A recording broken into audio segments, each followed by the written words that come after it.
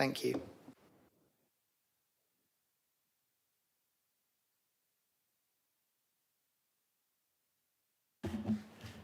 Start again. Please, can I welcome everyone to this meeting for Council in the Council Chamber at the Castle Hill, Winchester. The first item of business this evening are the minutes of previous meetings of Council.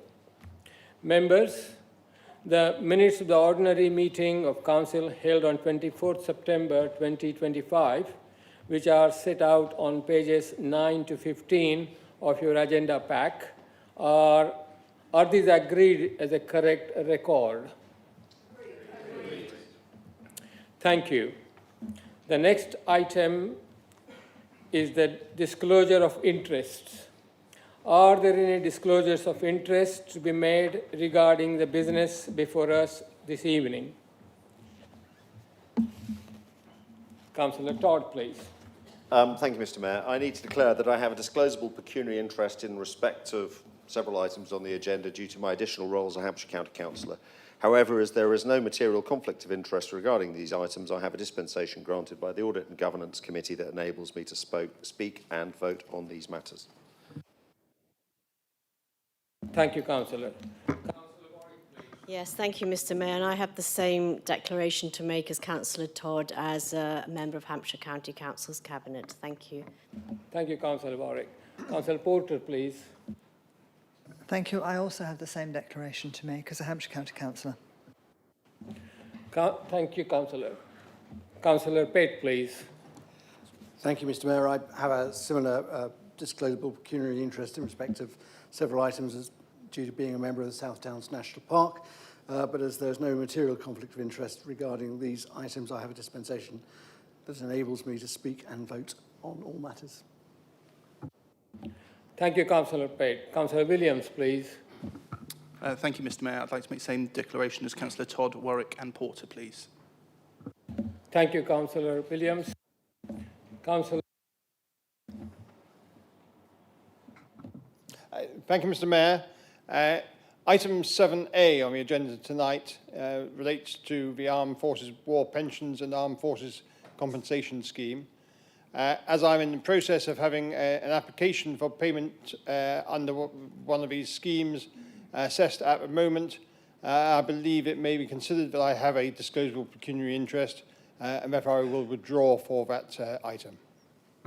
Thank you, Councillor Godfrey. Thank you, Councillor Todd. I've received advice that my status as a candidate for the Mayor of Hampshire and the Isle of Wight should be counted as a disclosable pecuniary interest, and so when we debate the motion about the timing of the mayoral election, I will also leave the room and not speak or vote. Thank you, Councillor Todd. Thank you. The next agenda item is announcements. Members, my mayoral year continues to be busy following a short break over the festive period. Since our last meeting, here are a few highlights. On 16th of October, I attended the Jane Austen service of celebration and unveiling of Martin Jennings Memorial Sculpture. Then on 30th of October, it was the Lord Lieutenants of Hampshire Awards at Lord Wandsworth College. On 10th November, it was the opening of the excellent City Council supported Allegra's Ambition gym in Winchester. During December, the Mayoress and I attended numerous carol services, and earlier this week we attended installation of Bishop of Basingstoke at Winchester Cathedral as honorary canon. Members, thank you all of you who have supported my charities so far during my mayoral year. There are several further charity events planned in 2026, including the event, ever-popular Pie and Mash lunch at Abbey House on 8th of March. Thank you. Please can I now remind everyone of the launch of the annual Mayor of Winchester's Community Award. The awards recognize and celebrate the organizations and individuals who volunteer and provide such outstanding service to residents of Winchester District. The closing date for the nomination is 15th February, and please contact my secretary should you wish to discuss your nominations or any aspect of the award. The award ceremony will take place on 12th of March in the Guildhall. Finally, this evening, I'm very pleased to announce that regarding the King's New Year honours, I have written to the following recipients. Kim Wilkie of Bishop's Waltham, a CBE for services to the landscape architecture. Sarah Russell, Principal and Chief Executive Officer at Peter Siemens College, an OBE for services to further education. Anne Fairhurst, Executive Lead Member for Adult Social Care and Public Health at Hampshire County Council, an MBE for services to adult social care. And Kim Quantrell, Head of Reducing Reoffending, Her Majesty's Prison Winchester, an MBE for public service. Congratulations to them all. Mr. Mace-Bearer, thank you for accompanying me this evening.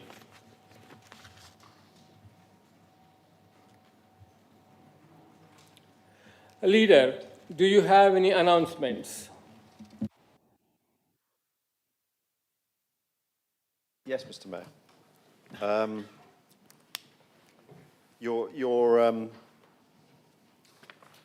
Your account of your various visits actually reminded me something that I haven't written down here, but I thought might interest members, which was that yesterday I went to the opening, or the official opening, of the hospital's new orthopaedic outpatients department. And they asked somebody who just retired as a plaster technician after 52 years if they would like to cut the ribbon. And so that was how I caught up with our former councillor colleague, Adrian Hicks, who has just finally retired. Many of you who've lived here or had children here will have been plastered by him. There's a very easy joke coming there, but I'm not going to make it. But if nothing else, it goes to prove that there is life after being a councillor. And it's often the things that we do outside our council work that is an important part of who we are and the contribution we make to our community. When we last met, it was to decide our local government reorganisation submission. And it is now 3 days after we've responded to the consultation on that submission and the other submissions. I submitted the response over the weekend. It was in line with the policy we agreed. We highlighted the strengths of focused on our own proposal versus the other submissions for all the reasons that it's the right one. All 4 mainland geographies make sense. All 4 new mainland councils can deliver, and it's supported by our local residents, both for its scale and nature, but also for the proposed configuration that we put forward. We did also make a response on the County Council submission with a particular focus on the, I would say, illogical economic geography of the New Forest, Test Valley, Southampton and Eastleigh unitary, and the very real problem from our own perspective of a unitary that treats the Winchester district as part of a North Hampshire authority, which does not reflect how our place works and how it relates to the rest of the county. We had thought that the gap between the submission at our last full council meeting and the decision, which we are still being told will be in March, might give us a chance to breathe. But sadly, this is not the case. Shortly after our submission in October, we've received a list of different preparatory activities that we can be undertaking in advance of decisions, covering cyber, data, digital and technology, which they refer to as CDAT, who knew, procurement, contract management and supplier alignment, workforce and HR, finance and council tax, pensions, audit, assets, project team mobilisation and local protocols, legislation and legal issues, stakeholder engagement and communication. And in all of that, we're expected to provide a huge amount of detail to enable all of this to be done ahead of the announcement in March. And also it's involved us in setting up a joint system with the other councils in order to manage that information on a consistent basis. So it is a lot of extra work. The Chief Executive has assigned officers to drive this work, and I'm grateful to colleagues from the other parties who've agreed to join a new cross-party committee to oversee the local government reorganisation process. You will also have seen over the Christmas period that we have received a large number of communications from government. I don't intend to go through them all, but they covered the new national planning policy framework, which is worth a read and worth thinking about for the impact in your ward, and for the district as a whole. The new financial settlement, which we will be briefing you on in greater detail in more time, but is challenging. There was a letter outlining their extreme dislike of four-day working, which, as far as I could tell, was a letter written to all the council leaders in the country as a way of reaching one particular one in the east of England, in the South Cambridgeshire, no less. And, of course, the letter, which we will be debating later, asking for my views on a delay to elections. I think you know that my views on whether we should delay are clear. Indeed, I have only drafted one letter to send this evening. I haven't drafted an alternative saying that I don't want elections to go ahead. But before we hit send, which I hope I will be able to do before the end of this meeting, I would like to know whether I can add a paragraph saying that it has the unanimous support of council. Finally, one thing which I can't talk about in great detail, but devolution. And as I said, I won't be with you for the debate on mayoral election timing. But I can report to you that our upper tier colleagues are being extremely clear to government that they think that the May 2028 timing for electing a new mayor, just 1 month after the new unitaries come into existence, and which means that the new unitaries come into existence during a pre-election period where the new leaders will legally not be allowed to communicate on new policy issues for their new council. They think that's a mistake. And they're also clear, and actually this is one which I think we can talk about where I have no conflict of interest at all. There is real concern and real anger actually at the opportunity that we lose as a result of the 2/3 cut in funding. And what we will be doing as a collection of authorities across Hampshire and the Isle of Wight is putting forward a clear proposal as to why they should provide us with more funding and demonstrating the case as to how that will deliver a return in terms of business growth and housing delivery and the outcomes that the government have said that they want from devolution. We will be making the clear case to them that if they provide extra funding, they will get more of those outcomes. So those are my my announcements, Mr. Mayor. Thank you, Councillor Todd. Chief Executive, do you have any announcements? Thank you, Mr. Mayor. Good evening, members. As ever, I have some apologies received from Councillor Wallace and Councillor Brooke. But with your indulgence, Mr. Mayor, if I can just make a comment on some fundraising endeavours by our council team. Members, on Saturday, I think in the rain, 25 of our colleagues will be taking part in the annual Public Sector London Bridges Challenge. It's a challenge as it crosses all the bridges plus the steps over a 25-kilometre route. And our colleagues have stepped forward to form a team in support of Cancer Research UK and the British Heart Foundation. I'm sure you'll all absolutely join me in wishing them the very best of luck.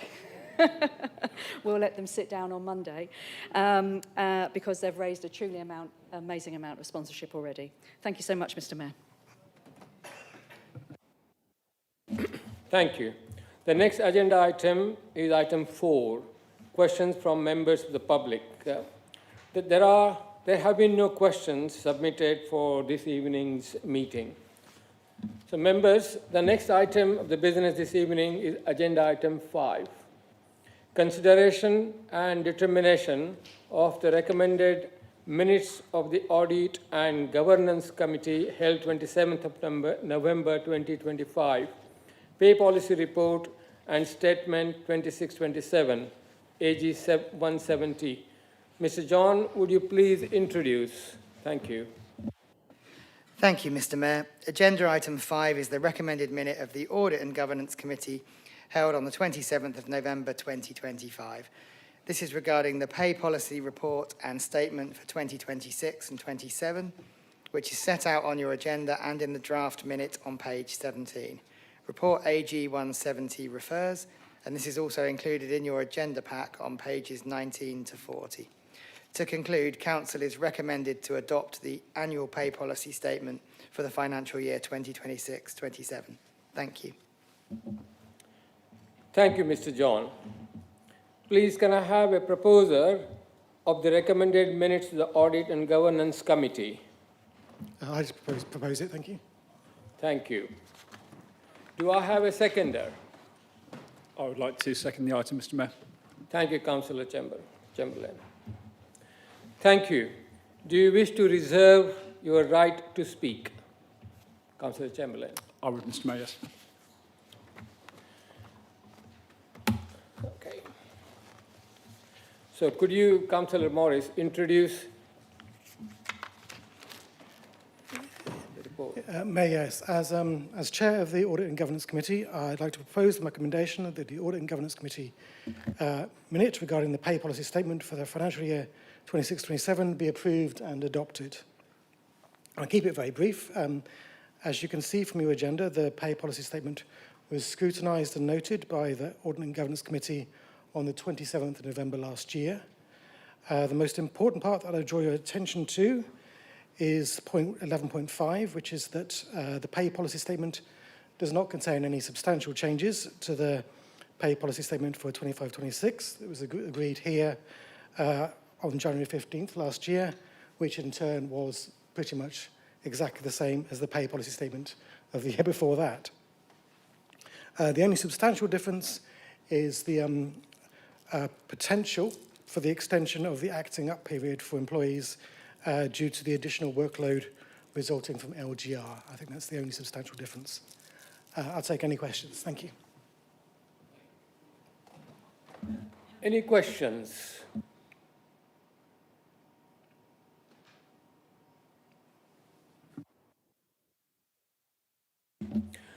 Since there are no questions, I'm moving this to the debate. Councillor Godfrey, is that a question or are we talking about debate? A debate, Mr. Mayor. Thank you. Thank you so much. I remain proud of having implemented the living wage policy in this council and have achieved accredited status for the council to the Living Wage Foundation. We pay at least £13.45 per hour compared to the national living wage of £12.71 per hour. This policy ensures that not only our own employees receive at least this basic income, but also expects our contractors to conform. I also believe that it sets an example for other employers to follow such good practice. This is evidenced by the 2,589 employers across the south of England who have now been accredited over the last 12 years. Although only 10 of those are, like ourselves, district, county or unitary authorities. As it is also noted in this report, and the discussion we had at the Audit and Governance Committee meeting of this paper, I welcome the small increase in the number of apprentices employed by the Council and wish to encourage the administration to invest more in apprenticeship schemes, especially for those for younger people setting out on their working careers. Thank you. Thank you, Councillor Godfrey. Councillor Brophy, please. I think it's also important to note that when this came to audit and governance, one of the questions that I believe both myself and Councillor Godfrey touched on the living wage policy was how that's also cascaded to our contractors as well. The concern would be that if we pay our employees well, but we also outsource lesser practices to our contractors, then we're not actually fulfilling the spirit of our policy. Fortunately, I've had reassurance from officers that we do actually have a policy that encourages both new and existing contractors to pay the living wage. We'll also reinforce that in our contracts with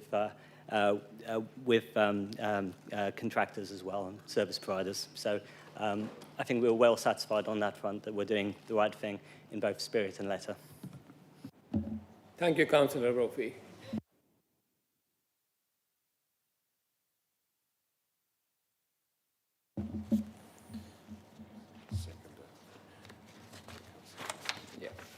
Councillor Chamberlain, do you want to have your right to speak exercised now? I don't have anything further to add, Mr. Mayor. Councillor Morris, do you wish to sum up? I'll sum up very briefly, just saying thank you for the comments to my fellow councillors, much appreciated. And I appreciate all the good work they do on audit and governance. And I hereby recommend that the pay policy statement for the financial year 26-27 be adopted. Thank you. Thank you, Councillor Morris. Thank you. Is the recommended minute of the Audit and Governance Committee as set out in the agenda and in the recommended minute agreed? Agreed. Please, can I have a show of hands? All those in favour? Unanimous. Thank you.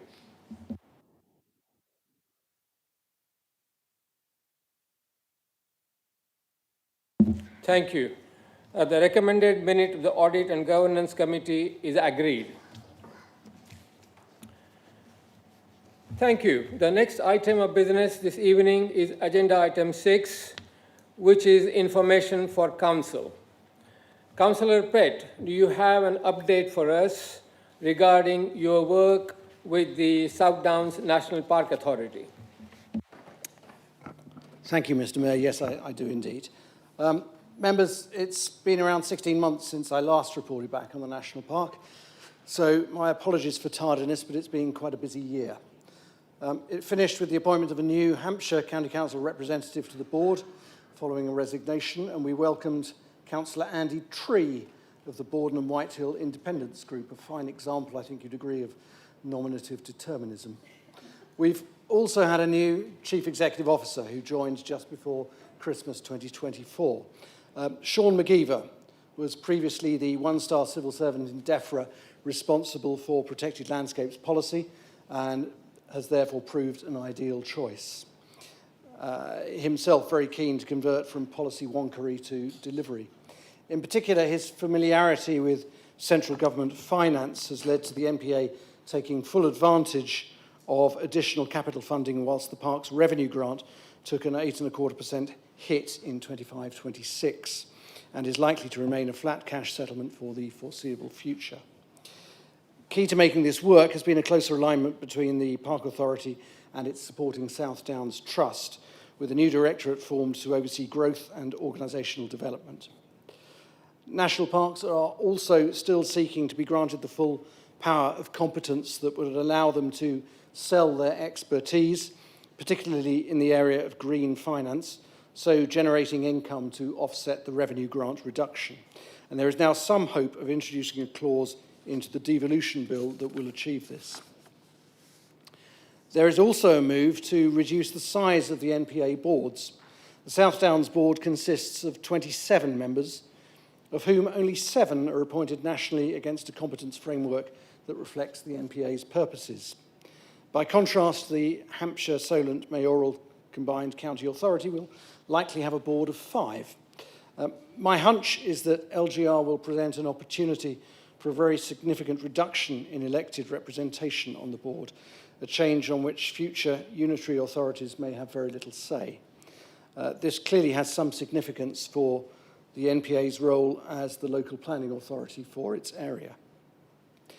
Meanwhile, from the opposite direction, the NPA has been working hard to ensure its voice is heard in the development of the Hampshire Solent MCCA. Bear in mind that the 2 national parks and 4 other protected landscapes together make up 38% of the land area of Hampshire and 50% of the Isle of Wight.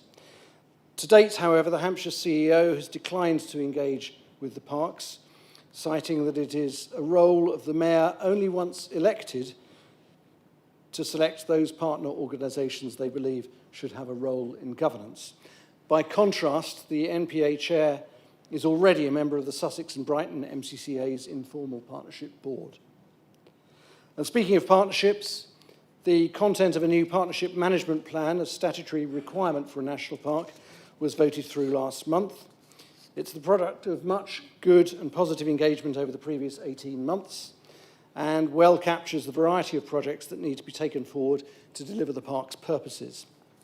But there will be a considerable challenge to translate the good intent of the plan into solid action. And the challenge of delivery through partnership working is well recognised by the NPA. Locally, those of you who serve on the Meon partnership are only too well aware of the sometimes glacial pace of progress as all partners are kept on board without any dedicated executive support. Best effect seems to be achieved when specific projects are awarded full project management funding from whatever sources can be tapped. Work progresses towards the Reg 19 iteration of the South Downs Local Plan Review, including some welcome tightening of policy on conversion of farm buildings to tourist accommodation and the addition of self-build units to rural exception sites. The tension between the new housing targets assigned to district and unitary authorities and the rather less permissive environment of a protected landscape remains, however, and this has become more acute on issue of the new government's figures. The latest Reg 19 draft that I have seen again eschews any mention of targets. The NPPF makes provision for national parks and their partner authorities to work together towards a more innovative approach to spatial distribution, and work was commissioned early last year from ECOM to take the first steps along this path. Members may remember the online brief of the first output of this last autumn. It was unfortunate that a perception took hold that the work was owned and presented by the NPA. The reality is that the presentation was given by officers from Lewis District, and Winchester was also one of the authorities that had jointly commissioned it. It generated a housing need figure across the park using the standard method of 1,048 dwellings per annum, compared with a calculation based on principles agreed across National Parks England of 323. For that part of Winchester within the park, the standard method figure is 108. The NPA is taking the view that 323 better represents the housing need in the park as it reflects the unique demographic characteristics of its area and is a realistically achievable figure. Should an inspector prefer the ECOM method, the NPA has now formally requested Winchester City Council and its other partner authorities to accommodate its unmet housing needs within their local planning authority areas. The overall unmet need figure across the whole of the park is likely to be approximately 700. Work clearly remains to be done towards the ultimate goal of what we would all perceive to be a fairer figure for that element of Winchester's housing target that could be met within the 40% of its land area that lies within the park. That work continues within the broad scope of the duty to cooperate. We must, of course, bear in mind that the high level of protection ascribed to national parks goes back to the original 1947 legislation and goes to the heart of the reason for their existence. And I also note that the Winchester villages within the park have generated very, very few viable sites as a result of the most recent trawl between Reg 18 and Reg 19. On the broader national park work, there's been some good progress towards the 30 by 30 target. And just to remind people, this is about securing an additional 13,000 hectares to give a total of 33% of the park's area to be under active management for nature by 2030, from a baseline of 25%. The MPA doesn't ordinarily acquire land itself, with the sole exception of the Seven Sisters Country Park in East Sussex, acquired from that county. Locally, we've been working towards facilitating Hampshire and Isle of Wight Wildlife Trust's acquisition of a wetland site in the Meon Valley, which will contribute to that overall target. At Seven Sisters, the park has become a victim of its own success, resulting in visitor numbers last summer reaching their acceptable limit, and the recognition of a need to spread the number of honeypot sites across the park. It seems a little perverse that in Winchester district we have far greater ease of access from central London than either Seaford or Eastbourne. Our countryside is every bit as attractive, and we have some very successful businesses that are making best advantage of their position on the South Downs Way. What we lack is the public transport access from the Winchester and Petersfield gateways into the heart of the park. By contrast, a bus plies the coast road between Eastbourne and Seaford every 10 minutes. We perhaps need to do some more joined-up work that would result in improving the flow of visitors into our end of the park and generating more local business income. Finally, I will mention Boomtown, for which a new 5-year planning application was submitted just before Christmas. Quite deliberately, I chose not to serve on the South Downs Planning Committee so that I could instead use my position as a member to take a Winchester view when necessary, rather than be constrained by collective committee responsibility. Last summer, on the previous application, I took the view that I am not personally against Boomtown as such, nor are the vast majority of residents in my ward. But there are nonetheless clear obligations that should be placed on anybody seeking to operate a festival within a national park. Not least of these, and also close to the heart of my ward colleague, Councillor Bolton, is the need for Boomtown to be seen to maintain a safe environment. Despite the excoriating report of the coroner last July into the previous year's fatality and continuing assurances from other authorities, we both remain to be convinced that the necessary controls are in place. But it should also pay its way for use of the park through an enhanced BNG plan. And I'm also determined that its true contribution to the local economy is made explicit, rather than simply the overall economic benefit that it generates, most of which evaporates away from Winchester. So, as the planning process for Boomtown rolls on, we will continue to push for these 3 key points: safety, more BNG, and more opportunities for real economic benefit that can be felt locally in Winchester. Thank you, and I'm very happy to take questions if people have them. Thank you, Councillor Pett. Members, we do have time for a few questions. Councillor Lee, please. Thank you, Mr. Mayor. My question to Councillor Pett is an emerging concern which has arisen in Twyford shortly to happen probably in the next year or two, where we are seeing hundreds of thousands of tons of soil being moved into the South Downs National Park to landform golf courses and so on. Nothing wrong with forming recreational amenity, rural economy and so on, but for me the concern is that there is insufficient regulation that sanitizes and confirms to us that that soil that is being moved into the South Downs National Park is fit for purpose. One of the emerging bits of research is the forever chemicals, PFASs, whereby evidence suggests that these are around us in abundance. And when in the soil, they reduce the fertility of soil by some 40%. Basically, earthworms do not work in the way they should. So I think it's time for the South Downs to be more proactive rather than reactive in the way it does its planning. Thank you. Thank you, Councillor Lee. Thank you, Mr. Mayor. Pett. I fully agree with Councillor Lee. The most recent example that's come to the Park Authority is the Corhampton Golf Course, where again we're looking at several holes being built out of the spoil, mostly in this case from Wellbourne. There's been quite an exercise to deflect attention of the local people away from this particular issue that Councillor Lee mentions, and more towards the fact that, oh, we're creating a new waste dump, or, oh, we're doing this, sending 20 lorries a day through villages or whatever. The key issue here is exactly as Councillor Lee has pointed out. It's PFASs and what controls are going to be put in place to ensure that we're not at risk of polluting the aquifer beneath Corhampton Down. That is the key point. That particular application has been called in by the Park Authority at Midhurst, and I will certainly be working, I'm sure, with Councillor Lee to ensure that as far as possible, the strictest controls are placed on those lorry loads. Thank you, Councillor Pett. Councillor Bolton, please.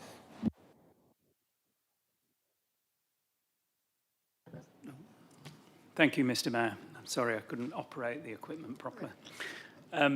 Thank you, Councillor Pett, and thank you for the work you do on the South Downs National Park. Jerry and I work very closely together in our ward, and it's much appreciated. One of the things that has taxed us both quite a bit of late, and in fact Councillor Power, has been the nutrient neutrality issues, particularly for small projects within the national park. The consequences of the Natural England policy have put enormous pressure on small projects and made them pretty much unviable. Can you tell me, and can you reassure us maybe, that the Park Authority take this issue seriously and are doing what they can to push back on this and come up with more digestible policies, particularly given that, as we know, 80% of the nutrient problem is agricultural and not as a result of housing? I'd be very grateful for your thoughts on that. Thank you, Jerry. Thank you, Councillor Bolton. Councillor Pett. Thank you, Mr. Mayor. Yes, Councillor Bolton and I have been working on this for at least a year now, and he's quite right in that the controls that are put on nutrient neutrality in building projects are, shall we say, rather robust to the point that they act as a deterrent to quite a lot of self-builds and smaller projects. All these constraints come out of the Environment Act 2021, but moreover, the guidance, the planning advice that was put out by Natural England in 2022. And I think the word advice there needs to be looked at quite closely. The National Park Authority, being a relatively small authority, has taken that advice wholesale and to the letter, and is working to the policy that any new plant has to be monitored for 125 years, and the full cost of that monitoring will be amortised in a single 106 payment in effect up front, which can lead to a case that we had in Cheriton about this time last year, where a self-build was faced with a bill of £30,000 plus, which clearly put the project, tore it apart. Now, in that particular instance, a common sense solution was eventually found, but the park is running with its position at the moment that it will stick to the letter of that 2022 guidance. Now, clearly Winchester has taken a rather more nuanced view of that advice and has taken on itself a significant degree of risk in how it treats the monitoring costs of any new plant over the 80 to 125 year period that the Natural England advice quotes. Now that's clearly had the right effect, right outcome in Winchester in its own LPA area. The park have yet to reach that point. We were hoping to have a session, in fact, next week with some of the park officers who specialise in green finance and nutrient neutrality, a sort of teach-in with members and officers here. That's now been postponed, but I hope that will give us an opportunity to make very clear to the park officers the strength of feeling, and it's not just here, it's in other areas of the park as well, but clearly it's largely in the Meon and Test catchments sorry, not the Test catchment, the Itching catchment. And it's even worse, the Itching catchment, because they have to do phosphate mitigation as well as nitrate mitigation. And the phosphate credits, if you go down a credit path, are very expensive indeed. So hopefully we will have that opportunity within the next few weeks to have a session and really have a critical look at that with the park officers. Thank you, Councillor Pett. Councillor Godfrey, please. Thank you, Mr. Mayor. I was wondering if Councillor Pett is aware of if the South Downs National Park Authority has considered its response to the current NPPF consultation, particularly in relation to how the housing need in each planning authority area is calculated. Will the Park Authority be seeking to have the NPPF include a different, more logical method of calculating housing need applied for planning authority areas that include national parks to reduce the pressure on both the park area and the surrounding countryside? Thank you, Councillor Godfrey. Councillor Pett, please. Thank you, Mr. Mayor. Councillor Godfrey, I'm sure you're aware that within the NPPF there is scope for protected landscapes, national parks as LPAs to work with their partner LPAs to come to a more, I hesitate to use the word sensible, method of determining housing needs. That work on the park side is being led by National Parks England, which is their sort of trade union body, if you will. As I said, that ACOM piece that was that was started last year and that was presented to us was the first piece of work on that journey. Now, at the moment, officers here would have seen a letter, I think it was the 19th of December, where the South Downs Park took quite a robust view on whether the standard method or its own method should be used, as I outlined earlier on. I'm sure that's the opening salvo in the next round of the debate, and I would hope, certainly, that a more sensible solution will be found. It was brought to my attention earlier this evening that part of the answer locally may be the Dykes Farm case that I've been promoting within the park for some time. Another locally based member has been arguing against me in the park on that site, but I think to most of us it would seem a logical way forward to deliver at least 60 units on that site, which would go some way to solving our own problem of the housing targets in the park. Thank you, Councillor Pett. Councillor Porter. Thank you, and thank you very much for the very interesting report. And you mentioned Boomtown, and I know that there's a lot of local concern that in the new planning application, the biodiversity net gain credits would be purchased from outside in order to make that a biodiversity net gain appropriate application. Certainly, I'm hearing it in parishes that they're very concerned about that. And I don't know if you had a view or if National Park had a view on that. Thank you, Councillor Porter. Councillor Pett, please. Thank you, Mr. Mayor. Councillor Porter, yes, I can only but agree with you. It seems a total 180, doesn't it, that a development within the park should be securing BNG from outside the park. It is, yes, it blows your mind a bit, doesn't it? I haven't seen what the Parks planning team's response to that will be. I can have a pretty informed guess as to what the planning committee's view will be on that, and I think it will be far more closely aligned with what you've just put forward. Thank you, Councillor Pett. There are no further questions. So, members, I will conclude this item. Please be advised that should there be further questions, please direct these to Councillor Pett via email. Thank you. The next item of business this evening is agenda item 7, which is notices of motion. We have 4 motions before Council this evening. The agenda sets out the first of this evening's motion, which is to be moved by Councillor Lee. Councillor Lee, do you have a seconder for your motion, please? Yes, I do. Thank you, Councillor Lemming. Do you wish to reserve your right to speak? Yes, please. Thank you. Councillor Lee, would you please present your motion? May I remind you that you have a maximum of 8 minutes. Thank you. Thank you, Mr. Mayor. Good evening, members.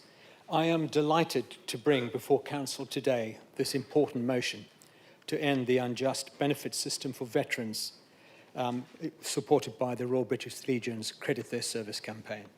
Hopefully you've all had a chance to read the motion, so I will try and praise you where I can, and therefore will not quote ad verbatim. Ending the unjust treatment of military compensation as income by welfare benefit means tests is well overdue.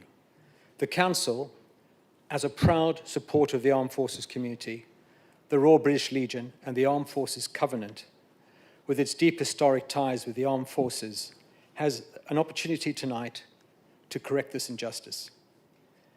The means testing inequity results in our poorest veterans and families being denied full financial support that otherwise would be available to civilians receiving equivalent compensation through civilian courts. Winchester City Council can lead locally by ensuring military compensation is treated fairly. So from the motion, the Council notes that the military compensation awarded by the UK government for injury, illness or loss sustained in service is still treated as income by 80% of local authorities in the UK. And that the Council notes that the Royal British Legion's Credit Their Service campaign has identified there are more than 150,000 veterans and family members affected nationally each year. And Council notes that the Council has the discretion to disregard Armed Forces Compensation Scheme, war pension income, in the 4 benefits: council tax support, housing benefit, discretionary housing payments, and disability facilities grants. And Council notes that the British Legion lists Eastleigh and Basingstoke, some of our neighbours, amongst others, as councils that have adopted fairer treatment by fully disregarding military compensation local schemes. And also Council notes that the Winchester City Council has a strong commitment to the Armed Forces Covenant and can demonstrate national leadership by ensuring local veterans are treated fairly. Winchester City Council was very proudly signed the Covenant on the 2nd of March 2022. I won't read out what it says. I provided a footnote summary for you to understand what that broadly means. So, Mr. Mayor, I propose in this motion that the Council resolves to support the Royal British Legion's Credit Their Service campaign, recognise the injustice caused when military compensation is treated as income in local means-tested benefits, and to amend all relevant Winchester City Council policies to ensure that we achieve the desired outcomes listed in the motion. Essentially, all Armed Forces Compensation Scheme payments and war disablement pensions are fully disregarded when assessing financial liability for disabled, facility grants, discretionary housing payments, and the same principle be applied wherever legally permissible in council tax support and housing benefit calculations within local discretionary parameters.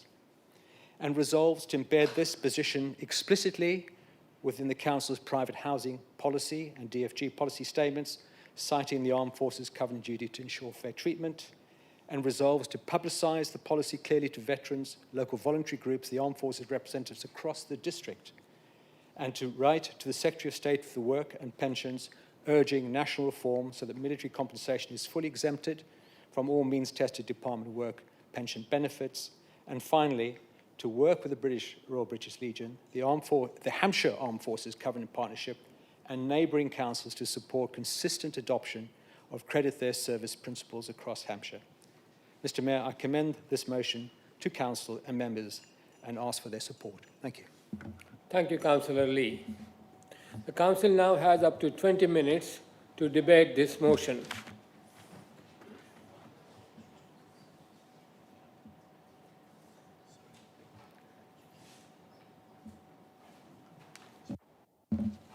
Councillor Bolton. Thank you, Mr. Mayor. You took me by surprise by calling me to speak immediately as well. I do support this wholeheartedly. I would like us to go into this sort of eyes wide open in terms of just precisely what would this mean in terms of cost. I've no idea. It doesn't mention anything about that. But also, I feel it's important to mention, because you made a strong point about national leadership in support of the Armed Forces Covenant. Yet, it would be remiss of me not to mention the fact that both the Green Party and the Liberal Democrat Party supported the repeal of the Legacy Act, which has removed the conditional immunity that applies to the Troubles in Northern Ireland.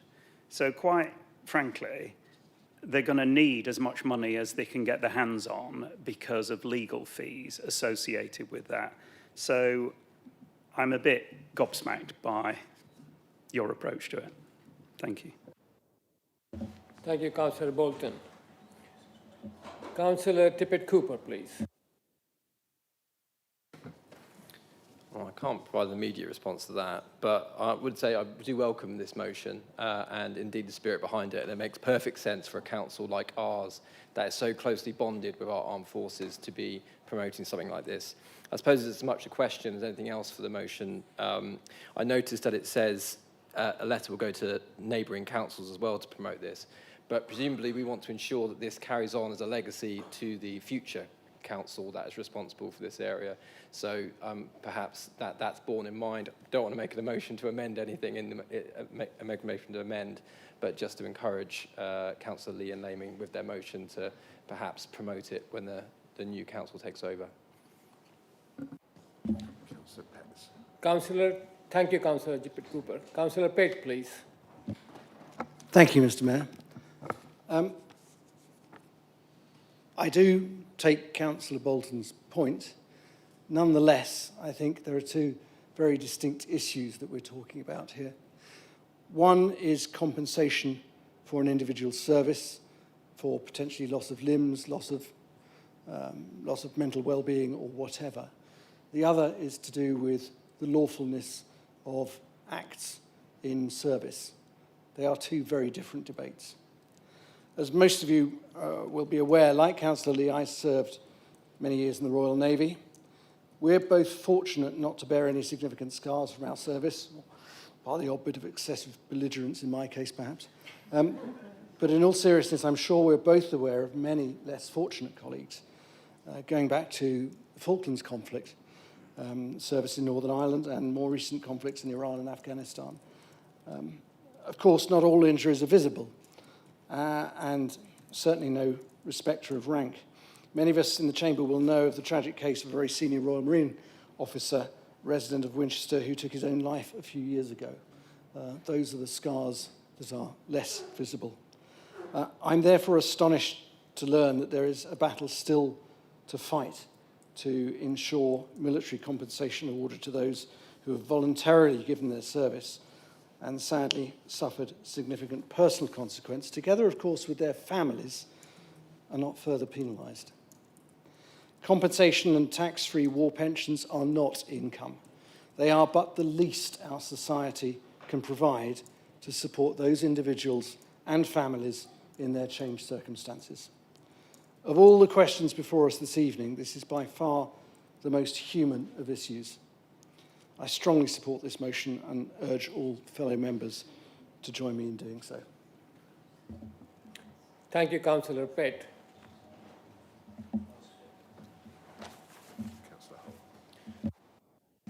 Councillor Horrell, please.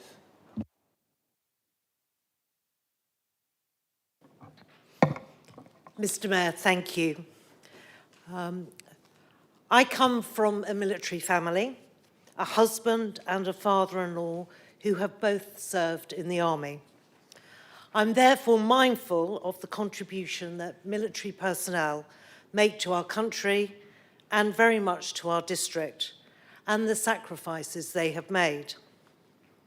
I wholly embrace the Armed Forces Covenant that this Council is committed to, and I'm therefore supportive of a council which provides clarity in all relevant policies for grants, benefits and discretionary payments regarding the impact of armed forces schemes, compensations and pensions. I would, however, ask the following. As we undertake this important work, and I'm sure we will all be in agreement we should do so, that we seek clarity about the exact situation. For example, I believe that the war pensions and the armed forces compensation scheme payments are disregarded in universal credit. And so I would ask that we seek absolute clarity about the variances. And that we also ask that we immediately use the discretion afforded to us as a council on any elements in favour of veterans until this key piece of work is completed. Thank you, Mr. Mayor. Thank you, Councillor Horrell. Are there any other points of view? Cutler, please. Thank you, Mr. Mayor. Having discussed this motion with Councillor Lee to some extent well before Christmas, council tax reduction scheme is already disregarding, as are the elements of housing benefit that we continue to deal with in the Revenues and Benefits Department. I can speak, wholeheartedly support the motion.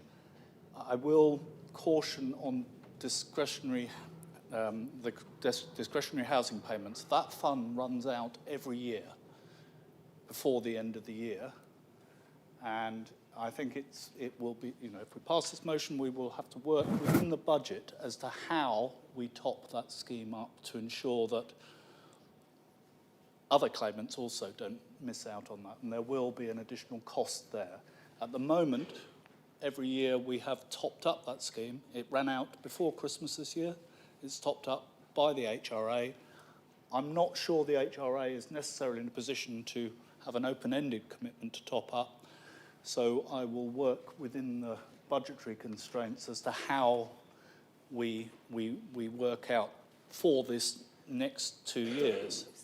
There was the comment from Councillor Tippett-Cooper about the new authorities. I think if we've got something in place, it will be there as an example, but of course, a new authority will have to make its decisions on all these processes when the time comes, and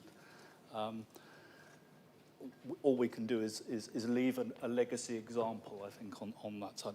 I won't talk about the disabled facilities grants. I think that's Councillor Becker's area, and I'm sure that she will have some comments on that. Thank you, Councillor Cutler. Baker, please. I've rather been pulled into that, haven't I? Just to say, on the disability facilities grants, we also, from my side of the portfolio, wholeheartedly support this. I think it's simply the right thing to do. Thank you, Councillor Baker. Any other point of view you want to say here? No. Councillor Lemming, would you want to exercise your right to speak now? Thank you, Mr. Mayor. I wholeheartedly support this motion. It's a question of fairness and how we treat our servants that have supported this country over many years. So I hope that everybody will vote for this. Thank you, Councillor Lemming. I will now close this debate and ask Councillor Lee to exercise his right to reply. Thank you, Mr. Mayor.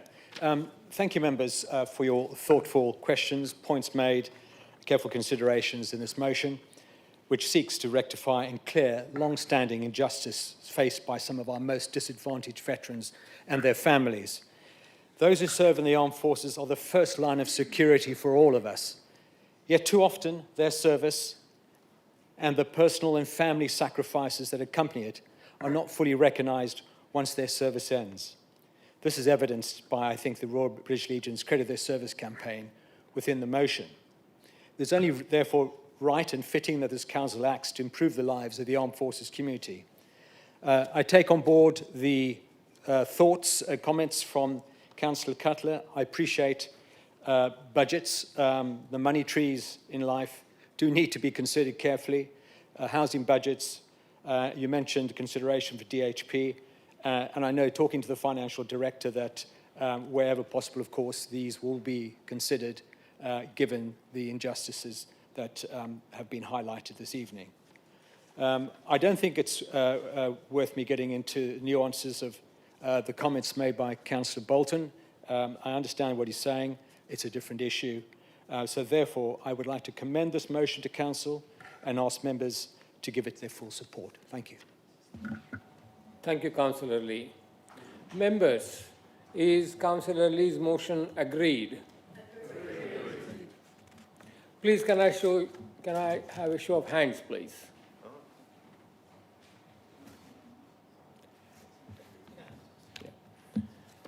Thank you. Anyone abstaining the motion? No? Against it? No. Unanimously agreed. Thank you. The motion is unanimously agreed. The second of this evening motion is also set out on the agenda and is to be moved by Councillor Lerney. Councillor Lerney, do you have a seconder for your motion, please? I do, Mr. Mayor. Councillor White. Thank you. Thank you. Councillor White, do you wish to reserve your right to speak? Yes, please, Mr. Mayor. Thank you. Councillor Lerney, would you present your motion, please? May I also remind you that you have a maximum of 8 minutes. Thank you. Thank you very much, Mr. Mayor. As our Nature Improvement Plan states, our chalk rivers and streams are recognised worldwide with their crystal clear waters flowing through spectacular meadows, damselflies dancing along the banks, and otters slipping in and out of the rapids. While chalk streams gain the highest level of attention, and as Councillor Cutler has just put in a word for the River Wallington, I'll mention it, while they gain the highest level of attention, we have other important rivers, streams and wetlands in the district, as well as part of the Solent and Southampton Special Area for Conservation, an internationally recognised Ramsar wetland.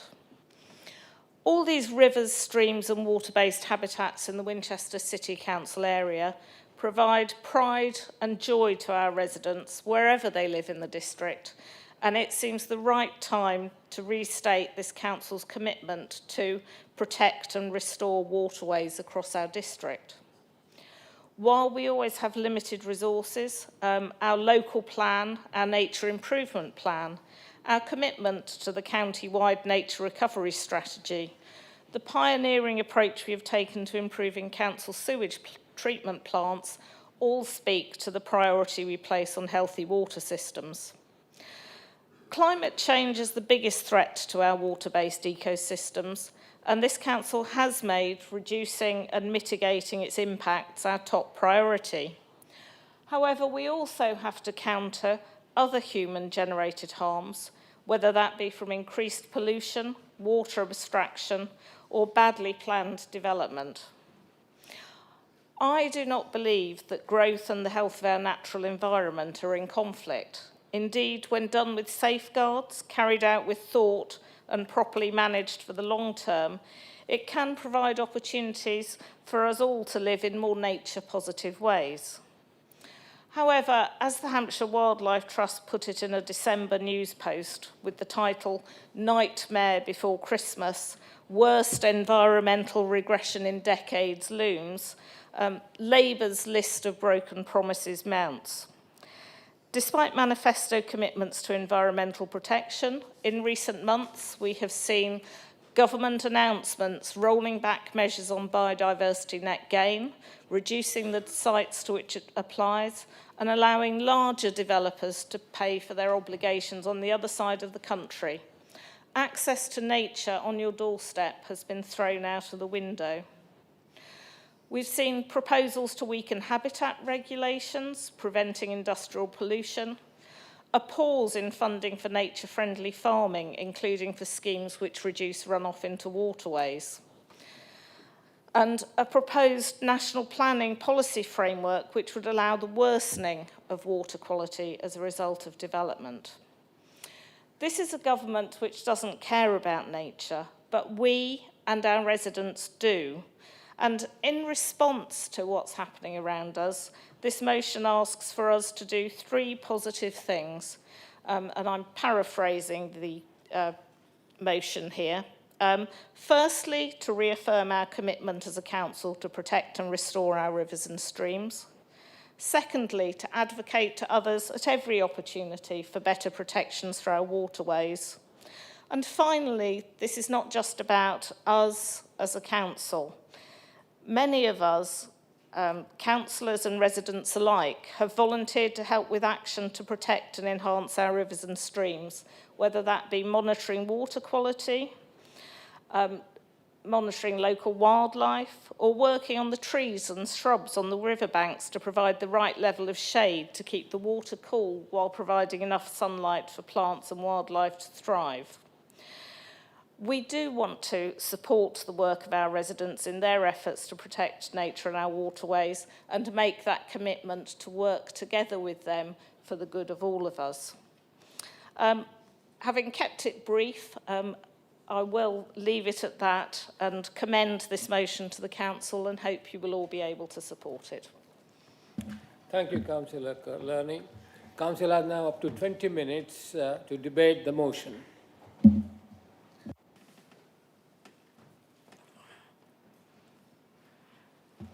Councillor Power, please.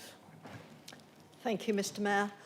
I do welcome this motion. I would, however, appreciate clarification on a couple of points. I would like reassurance that the cultural history does include the industrial and agricultural practices that have actually formed the ecosystems around our rivers, very important parts of the catchment. Examples would be flood meadows, which are an amazing habitat, and mill ponds and races, which again provide a different ecosystem. It's the history, the agriculture and industrial history that has actually created our landscapes, and they have immense value. And actually as important as the chalk streams themselves. A healthy ecosystem provides both diversity and abundance of species, both flora and fauna. And we do not fully understand the independence of these species until sometimes they are lost. I would not wish that to happen. This commitment by the Council is much more practical and deliverable than the rights of the rivers motions which have been adopted by other councils and which have created so much noise. I am very welcoming of this motion and I will be supporting it. Thank you, Mr. Mayor. Thank you, Councillor Power. Councillor Langford-Smith, please. Mr. Mayor, thank you. I very much welcome this motion as my ward has chalk streams at Goodman Fields as well as elsewhere in the ward. However, the pumping stations at Hambledon Road and Forest Road both discharge into the rivers which run through Goodman Fields in Denmead, which ultimately end up in the River Wallington. The fields are used extensively by residents for recreation and for exercising their dogs. The Parish Council issued warnings of contamination in early December, but only because members of the public reported illness. The data from Rivers and Seas Watch show alarming details of the scale of the release of untreated sewage and stormwater from the combined sewage overflows, and these are clearly a threat to public health. The Forest Road pumping station data shows that in 2025, there were 25 separate occasions, adding up to over 328 hours of contaminated releases. And the Hambledon Road pumping station data for 2025 similarly shows 25 separate occasions, detailing almost 329 hours of contaminated releases. For 2025, that's a combined total of 26 days and 9 hours of contamination being pumped into a public recreation facility. In addition, the new year started really well with a further release on the 8th of January of 17 hours and 39 minutes for both Forest Road and Hambledon Road pumping stations.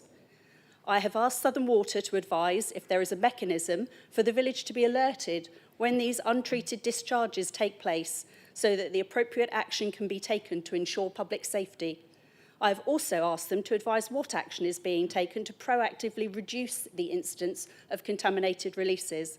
I therefore very much welcome and support this motion to protect and restore our streams and rivers. Thank you. Thank you, Councillor Langford-Smith. Councillor Godfrey, please. Thank you, Mr. Mayor. The increased level of monitoring and reporting of foul water discharges into our rivers introduced by the previous government shone a light onto the highly undesirable aspect of modern life on a crowded planet that has been occurring for many years. I know of no one who would want to allow our chalk streams and rivers to be polluted in this way. And now that we know about it, I support taking practical steps to reduce the frequency and impact of these discharges so our rivers can be as clean as possible. I'm delighted to report that the River Deva, which runs almost its entire length through my ward, is now largely unaffected by pollution, even from the water treatment works adjacent to the river, operated by Southern Water in Sutton, Scotland, and by the City Council in Micheldever. However, monitoring of a river by a local group has identified pollution spikes and algae growth that might be caused by agricultural activity or discharges from nearby water treatment works. In line with Resolution 1 of this motion, the Council should be open and transparent about its activity near these sensitive receptors. So, as previously notified to all my councillor colleagues, Mr. Mayor, I wish to move an amendment to this motion. Thank you, Councillor Godfrey. We'll come to that amendment once I've finished a couple of questions. Councillor Clear. Thank you, Mr. Mayor. Well, really, I just want to say firstly that I support the motion to protect the streams and the rivers across the Winchester district. Why? Because these waterways are vital for local wildlife, community health, and the natural beauty of our area, whether it's enjoying, we hope still, in some waterways, peaceful walks along a riverbank, spotting wildlife, or simply appreciating the natural beauty. These rivers and streams make Winchester and district feel special. And I strongly believe it is our responsibility to preserve these vital resources, not just for ourselves, but for future generations to enjoy. And by taking action now, we can ensure that our district remains a vibrant, healthy and beautiful place, I hope, for everyone. So, Mr. Mayor, I support the motion. Thank you, Councillor Clear. Now? Okay. On the advice of the officers, I will take the amendment now. Councillor Godfrey. Thank you, Mr. Mayor. My amendment to this motion is to add a new Resolution 6 to request that the Council publishes a quarterly report on discharges from Council-operated water treatment works. Thank you, Councillor Godfrey. Do you have a seconder for this? Thank you, Mr. Mayor. I'd like to second. Thank you. So now what happens? Mayor ask a seconder. Okay. A debate on this. Sorry, Mr. Mayor. Can I reserve to speak as well? Thank you. Councillor Godfrey. Thank you, Mr. Mayor. Our excellent officers have told me that we should be proud of the way that the water treatment works that the Council own are operated, particularly the one in Micheldever, which processes waste from around 70 homes. Environment Agency inspection reports certainly indicated that it is working well within the permitted levels. However, we do not currently monitor or report on other discharges, such as nitrates or phosphates, as they enter the Diva. The proposed wetlands project in that area would have reduced these discharge levels, but it was cancelled, as, so we were told, the costs far outweigh the benefits of the scheme.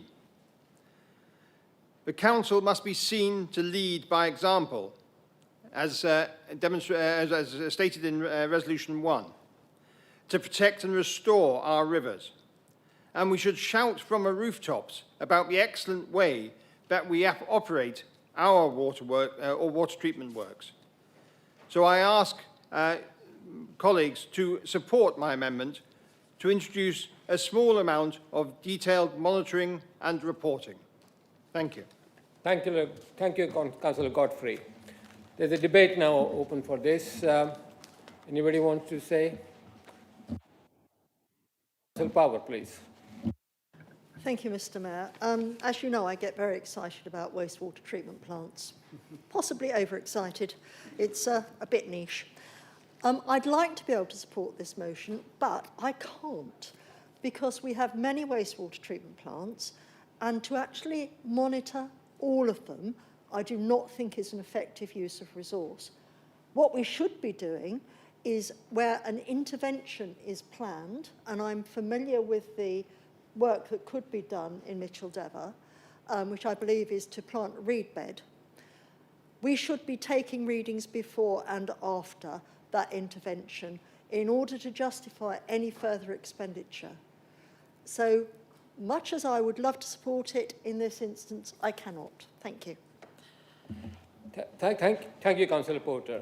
Councillor. Thank you, Mr. Mayor.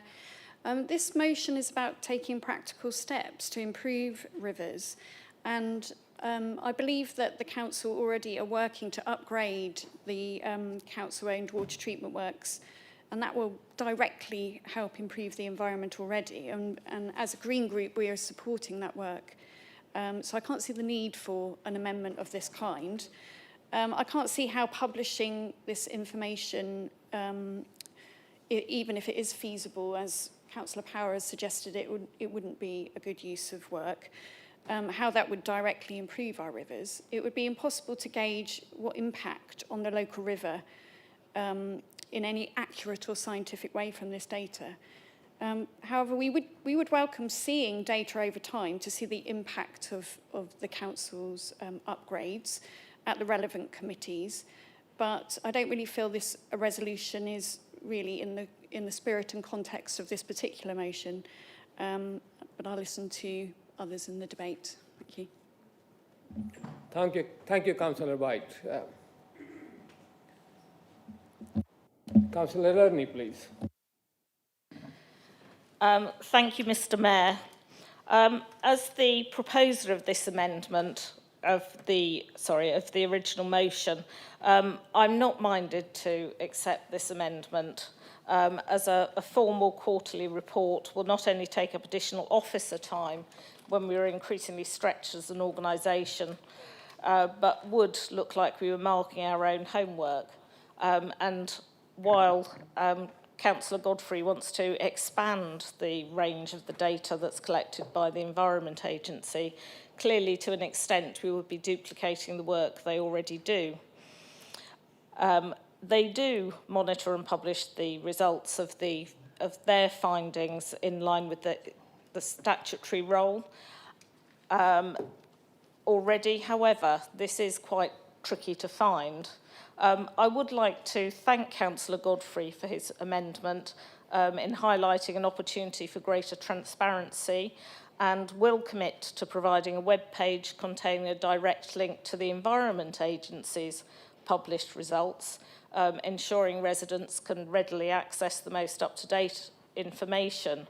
But I will also look to work with officers and fellow cabinet members to look at what we might be able to do to add to that data in an efficient and practical manner. Thank you. Thank you, Councillor Laird.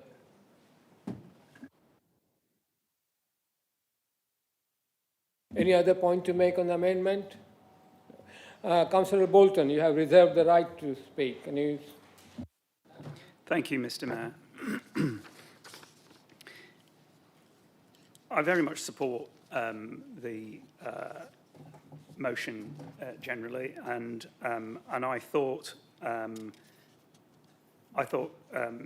Councillor Godfrey's amendment was a perfectly practical and sensible end to a set of resolutions that continuously, as I read through them, begged the question of, well, what are you going to do?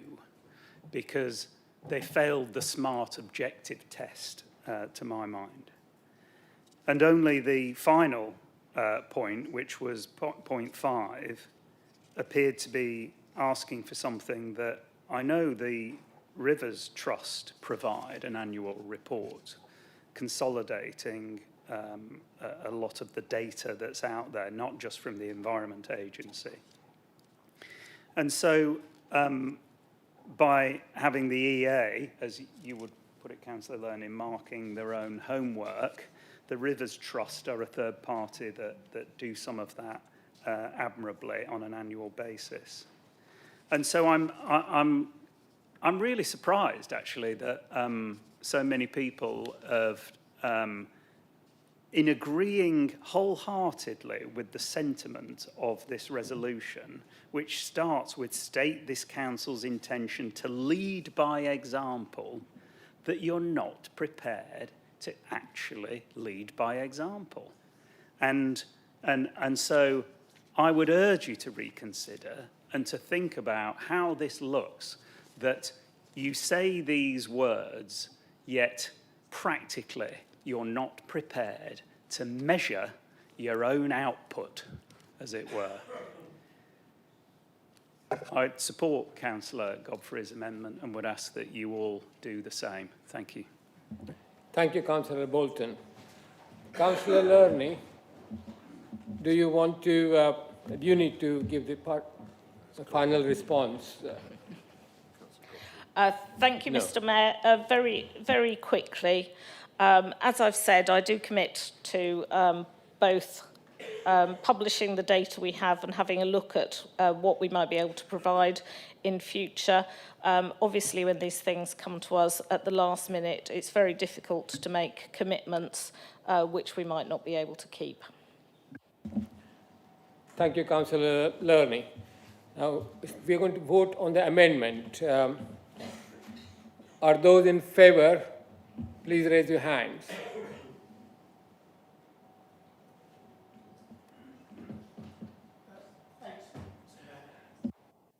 Those against?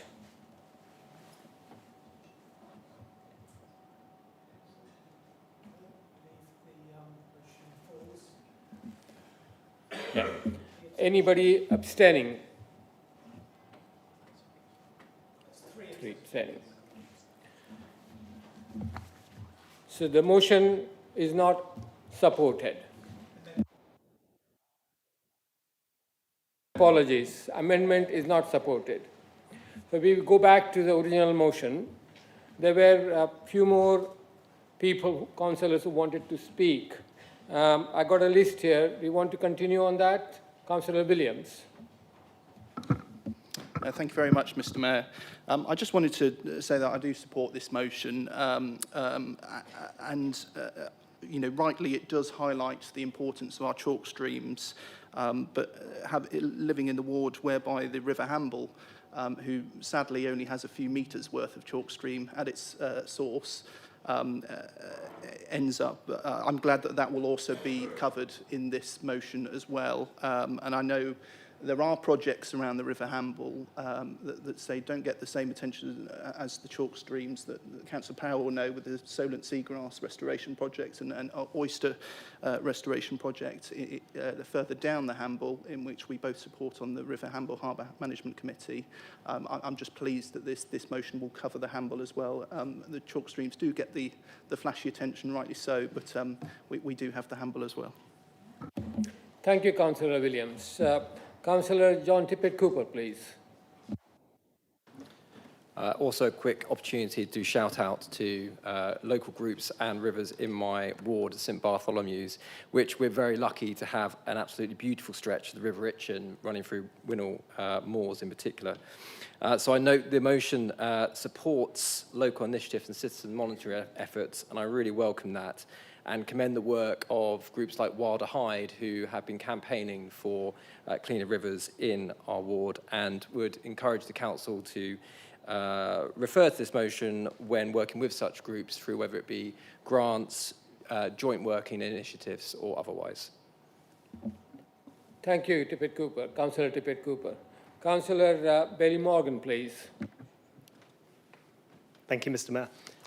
This motion rightly recognises the immense ecological, cultural and community value of our rivers and streams, particularly our globally rare and locally precious chalk streams. For Coldham Common and Twyford, the River Itchen and the Inchy navigation are central to our identity.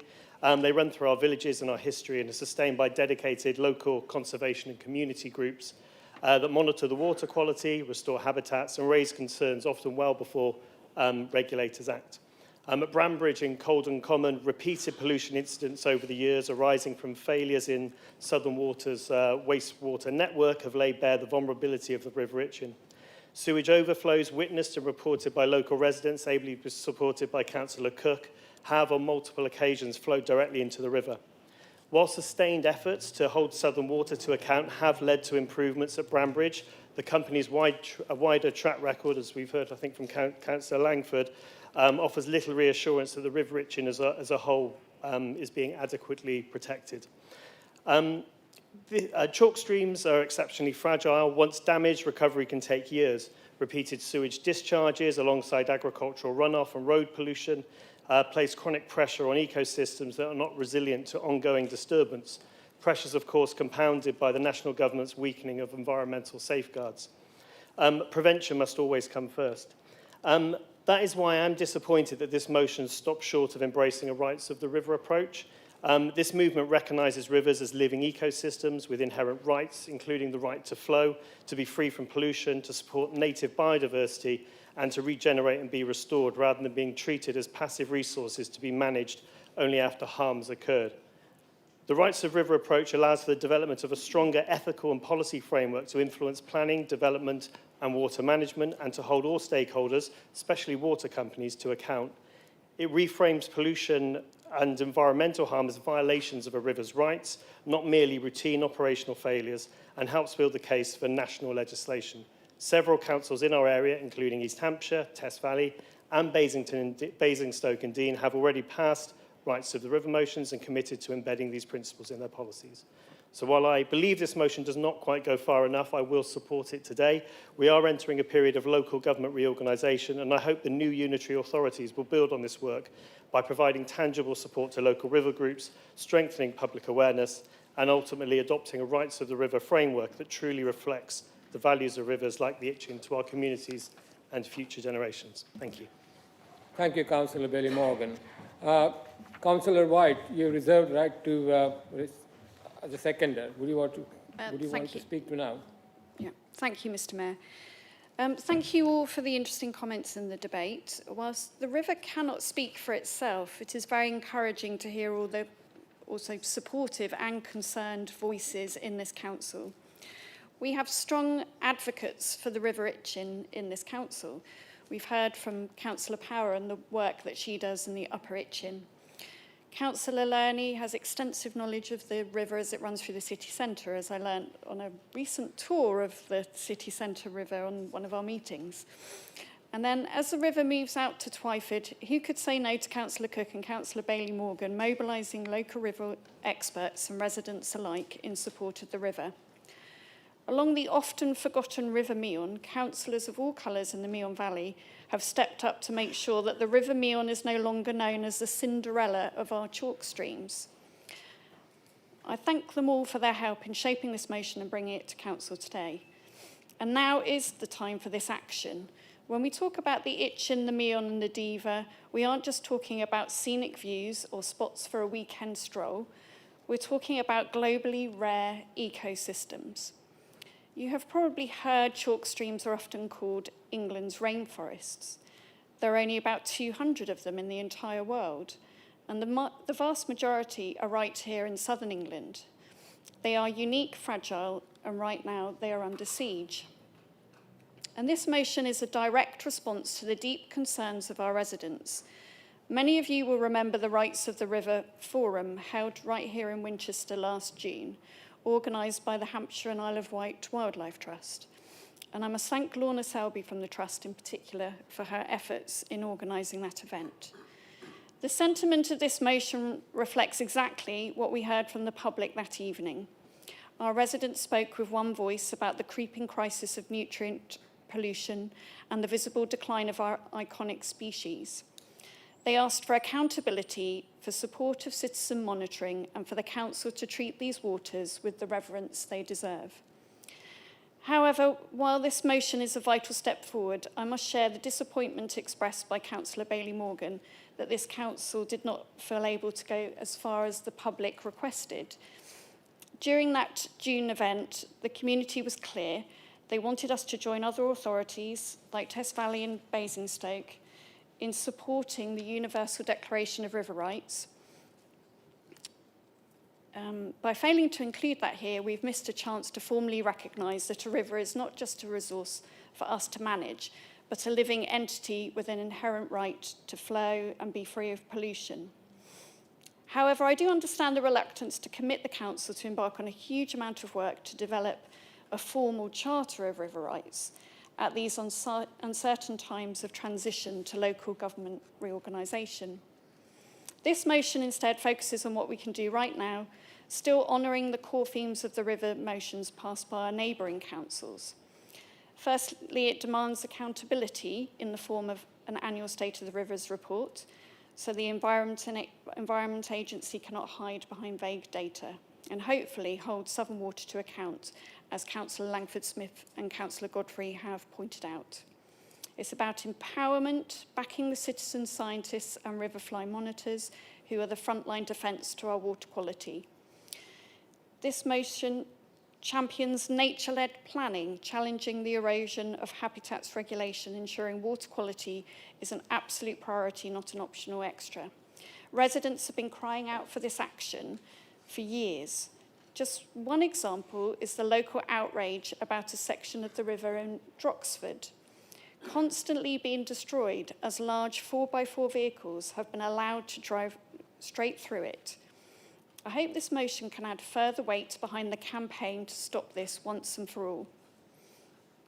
Our rivers do not have a voice in the planning office or in Westminster, so we must be that voice and lead by example, showing our residents who are deeply concerned about our rivers that we are listening. I urge you to support this motion. Let's do all that is in the council's power to protect our catchments, restore our habitats and our chalk streams. Thank you. Thank you, Councillor White. Members, is Councillor Lerner's motion agreed? Oh, please. Very briefly, Mr. Mayor, I would say that while I understand where the Rivers' Rights movement is coming from, I am a practical person who, in the short time we have left as a council, wants to do practical things rather than spend too much time on producing new documents. And I think it's important to remember where we live, where many of us live across the district. This city would not exist if the Romans hadn't canalised the river and drained the river valley so that they could create a navigation and crossings across the river. While Councillor Power mentioned recognising the historic features of our waterscape, I would point out that the old Alford Pond was once 10 times the area it is now. So there is a sense in which we welcome some of the reductions in the artificial measures that have been taken in our landscape. But as a council, every day, as we have since the Middle Ages, we do actually send somebody out to adjust the sluices, which is not just to protect historic features such as the City Mill and prevent the city from flooding, but also to hold water back onto Winnell Moors, protecting its ecological landscape. And further downriver, we have the water meadows, where, again, while we as a council don't do it, water is let onto those fields to maintain that historic pattern of pasture. So while I want to see all of the things happen that the river rights movement are after, I am, as has been said, reluctant to go full throttle as far as that goes. But I hope, and from what I've heard, I'm sure that you will all be behind the merits of this motion this evening, rather than worrying about what isn't in it. Thank you. Thank you, Councillor Lerney. Members, is Councillor Lerney's motion agreed? Please, can I have a show of hands? All those in favour, please. Thank you. The motion is agreed. Any abstention? Anybody against it? No. Thank you. Thank you. Councillor Dodd. Yeah.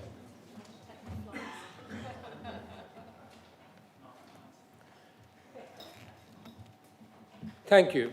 For the next item, Councillor, he has already declared interest. The third of this evening's motion is to be moved by Councillor Horrell. Councillor Horrell, do you have a seconder to your motion, please? Mr. Mayor, I do. Councillor Godfrey. Thank you. And I would wish to reserve my right to speak. Thank you.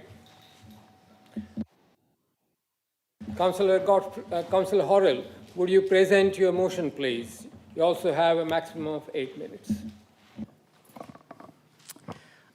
Thank you, Mr. Mayor, and thank you for allowing me to present this important motion to Council, which I hope the Chamber will be able to support. The government recently announced the delay of mayoral elections in the Devolution Priority Programme, DPP, in those areas from 26 to 28. This will impact more than 7 million people in Essex, Hampshire, Norfolk, Suffolk, and East and West Sussex. The fact that this announcement came less than a week after more than 100 councils hit a government-imposed deadline to submit reorganisation proposals, anticipating the prize of devolution as a result, adds to the sense of a complete loss of trust. Devolution is a critical lever for delivering growth and prosperity for local communities through bringing back local transport into local public control, tailoring skills training to employer needs locally, and driving regeneration in the areas, so people all feel proud of the place that they live. Which is why there was a very significant cross-party agreement to put the Hampshire and Solent area forward as one of the priority areas. After many attempts in the past, it finally came together. It is therefore outrageous that the government then advised that they were minded to hold the inaugural mayoral elections in May 28, with areas completing the local government reorganisation process before mayors take office. Devolution was a government manifesto commitment, but LGR came out of the blue without a mandate and is now driving the mayoral election date. Local councils have held up their part of the bargain in reorganising for devolution and LGR at pace. And I would suggest that the government has a moral and legal obligation to proceed as they promised. This also means that Hampshire and the Solent failed to have a seat at the mayoral table to bid for projects and investment in our area in the short term. And we know we've lost out because of that historically. And we will receive only a proportion of the monies that would have been allocated to the mayor had the election gone ahead in May 26. Another outrageous decision. All in all, a complete dog's breakfast. Broken government promises, false promises, commitments asked of us and then reneged on, and a democratic deficit for local residents. Which is why we are recommending to Council that we oppose the government change of dates from May 26 to May 28 for the mayoral elections, and that the original date be fulfilled, or 27 at the latest be confirmed as an alternative date. We also support the upper tier authorities' request for the restoration of full funds for the area. And we will work with other local authorities to insist the Secretary of State proceeds on this basis. So, Mr. Mayor, I'm happy to move this motion, and I hope this council will be wholeheartedly behind it. Thank you. Thank you, Councillor Horrell. And I open this to debate. Anybody want to say anything? Please, Councillor Porter, please. Thank you. I support this motion. I am very conscious that I don't think they've really even thought about the implication of this. By the CMAA being held back, the mayoral authority being held back, the government has inadvertently created a real problem for the authorities who are driving that process, because they had a formation of an organisation which would have the 2 seats on it for the county council, 1 for Portsmouth and 1 for Southampton, and 1 other. But by not having the mayor as having the vote and the casting vote, they've created themselves a problem whereby the authority, the major authority that's got the major expenditure, not actually having the possibility of being the controlling vote. And so they have created a situation which is very dangerous coming up to the point of before the combined mayoral authority is in place. I know that's a very technical point, but actually it's a very practical one for an organisation that has a turnover of about 3 billion and needs to be able to act on those things until everybody's back into the new LGR arrangement. So I just mentioned that because I support the point that's being made here. Also, every single authority made the decision to go forward with the combined mayoral authority on the understanding and the belief that actually it was the right thing to do to gain the absolutely necessary investment in this area. And as been often said, the universities sit down and say, but we don't get the investment here. Big companies are saying, we don't get the investment here. And actually this gave us the opportunity to see real investment for really good jobs in this area and the whole of the south, which now possibly are at risk when other places will get it instead, the ones that have already got that money. Announcements this morning about Northern Rail, for instance. So I think it's really important that we look at it not only from a purely human arrangement and a council annoyance, but actually a real letdown for our residents who could have had much better jobs than they currently might end up having.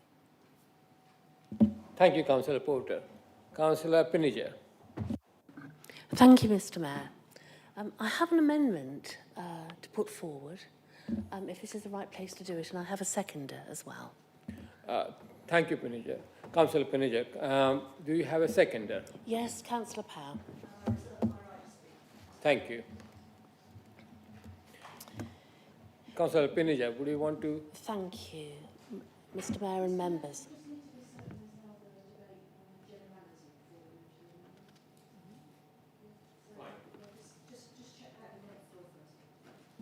On the advice of the officer, I would suggest we'll come to that amendment after a full debate.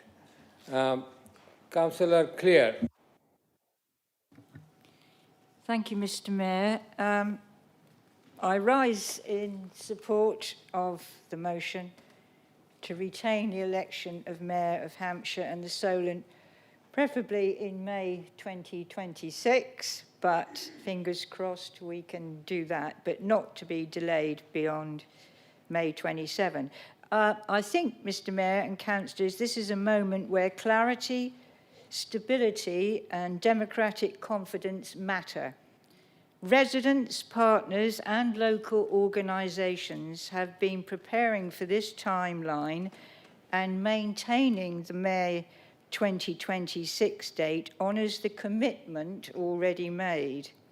It ensures that the transition to a mayoral model takes place in a way that is orderly, transparent and respectful of the public's expectations. Delaying or altering the timetable now would risk creating uncertainty at precisely the point when we need coherence and momentum. The motion is not about endorsing any individual or any political outcome. It is about upholding governance and safeguarding democratic process and giving Hampshire the stable framework it deserves. So for those reasons, Mr. Mayor, I support the motion. Thank you. Thank you, Councillor Clare. Councillor Power, please. Mr. Mayor, thank you. Councillor Porter has covered my points far more eloquently than I could. I will be supporting. Thank you, Councillor Power. Councillor Pinniger, you have an amendment.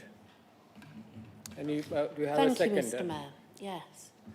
So the motion as it stands, I think we can all see... Do you have a seconder? Yes, Councillor Power. And do you reserve the right to speak?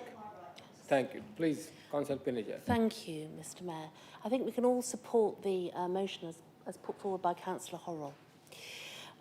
We further believe that the most effective way of securing this change is through continuing with a collaborative and coordinated approach with other Hampshire and Isle of Wight authorities, and that this request should also include a restoration of funding levels to £43 million per year.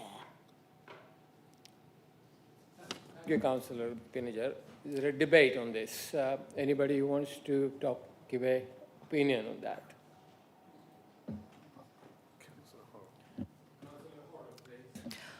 Mr. Mayor, if it assists, we have had conversations this afternoon regarding this amendment, and Councillor Godfrey and myself would be happy to absorb this suggested amendment into the substantive so that we can all support it.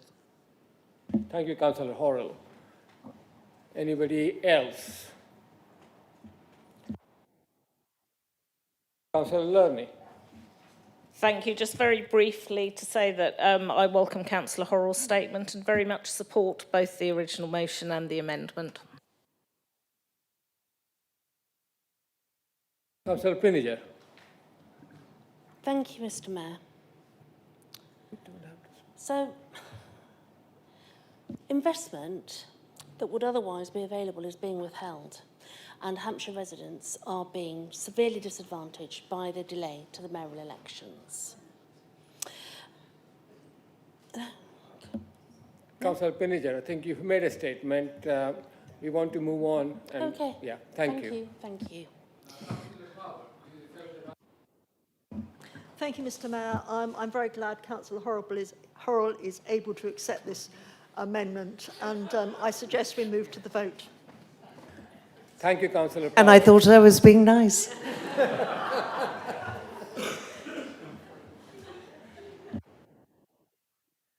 Thank you, Councillor Power. There will be vote on this amendment. Those who agree the amendment.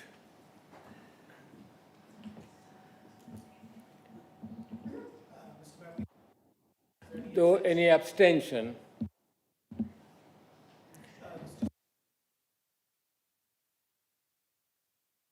So,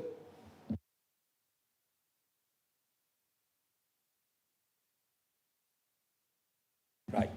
So now the amendment has been carried. So we're talking about the amended motion. Any comments to make on those amended motion? Any debate on that. So, Councillor Godfrey, you reserve the right to speak. I always reserve the right to speak, Mr. Mayor. Delaying the Hampshire and Solent mayoral elections is an affront to democratic values. And anyone who supports delay for whatever reason cannot believe in the democratic freedom and values of this country. We should strongly object to the delay in the election of the leader of the new combined county authority. This devolved authority should bring more investment to Hampshire, with more local control in how that investment is used, controlled by a local person who has campaigned to be mayor and who has won the mandate of all the voters of Hampshire to perform the strategic function of that role. The government is backtracking on devolution before it has even started round here by seeking to limit the functions that the new authority performs, limit the amount of funding that the new authority receives, and saddle the new authority with a temporary leadership that has no relevant democratic legitimacy for this regional strategic function. In fact, they are very likely to be conflicted by their current constituencies when making decisions that should be made in the best interests of the whole county. Delaying the election of a new mayor will delay not just the economic benefits and strategic planning that are so desperately needed for Hampshire. We will not have the powerful voice at the national table that a directly elected mayor will have to represent the interests of Hampshire, and which a politically divided group of co-leaders could not deliver. It may be too late to hold the mayoral elections this year, but we do need a directly elected mayor to be fully involved in the establishment and running of the mayoral combined authority from day one. The alternative will be a government-led devolved authority that will have little or no true control of its own destiny. Delaying a mayoral election until 2027 will be unwelcome, but at least the newly elected mayor will be in place before the authority starts. So I second this motion. Thank you, Councillor Godfrey. Councillor Horrell, would you want to sum up, please? Mr. Mayor, thank you. And thank you to everyone's support during this important discussion this evening. I think there are 2 or 3 key points that I would like to reiterate and put on the record. I think collectively devolution has been something that all parties have realised will provide a benefit to our area. And that cross-party support that supported us going forward is absolutely fundamental. The government made promises to us on that basis, and now they don't intend to fulfil those. In particular, they're letting us down on the money that was promised. That commercial benefit and investment that is so crucial to our area is now under question. And indeed, as one of the councillors, Councillor Clear, mentioned, that doesn't provide the clarity that those who want to invest in our area, who want the best for our area, are expecting. We really don't know what the future holds. And fundamentally, we had all agreed on a setup for democracy for us to move forward as we took the upper tier authorities on that journey with the mayor and how we would all be represented. And now that is all thrown in the air. So, Mr. Mayor, I hope that we can all get behind this. It's a crucial message that we want the leadership of the council to give to the government and to work with our fellow authorities in other areas to bring about a very positive outcome for us. And let's hope we can change people's minds, because this government is happy to change minds. Thank you. Thank you, Councillor Horrell.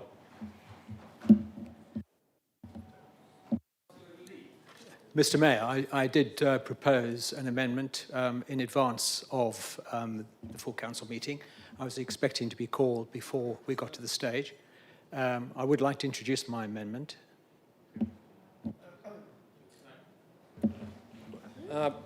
Do you have a seconder? I do. Yes, I will second it. Thank you. Do you reserve the right to? I reserve the right to speak later. Thank you. I thought we had complete debate on this, but officers, what's your?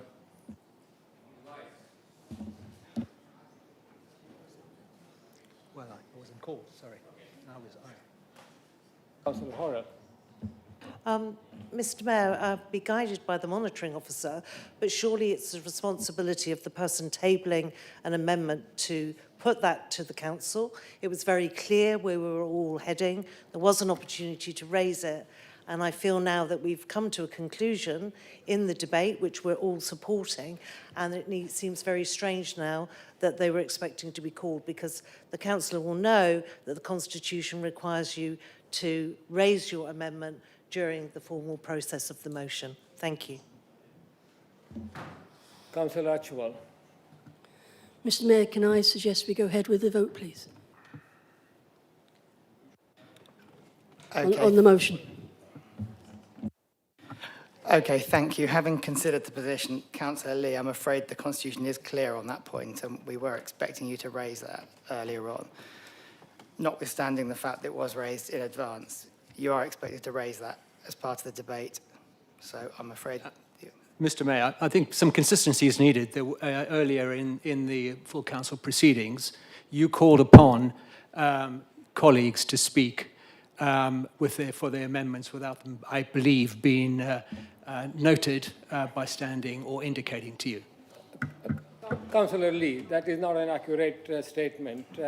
Councillor Pinniger was stating as a debate. In the debate, she mentioned she was raising an amendment. That's how we came to work. Is the council agrees with that? If I could just come in at that point, yes, both the previous amendments that have been raised were tabled as amendments.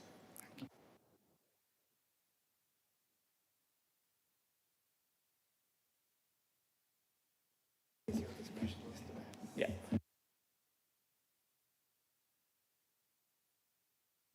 Councillor Can I reiterate Councillor Atwell's call that the motion now be put?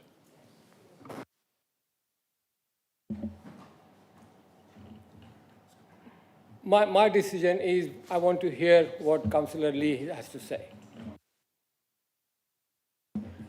Your amendment, please. Okay, thank you, Mr Mayor. My points were to support the sentiments of what had been said, but to offer a slight additional amendment, which I think complements what we were going to vote on.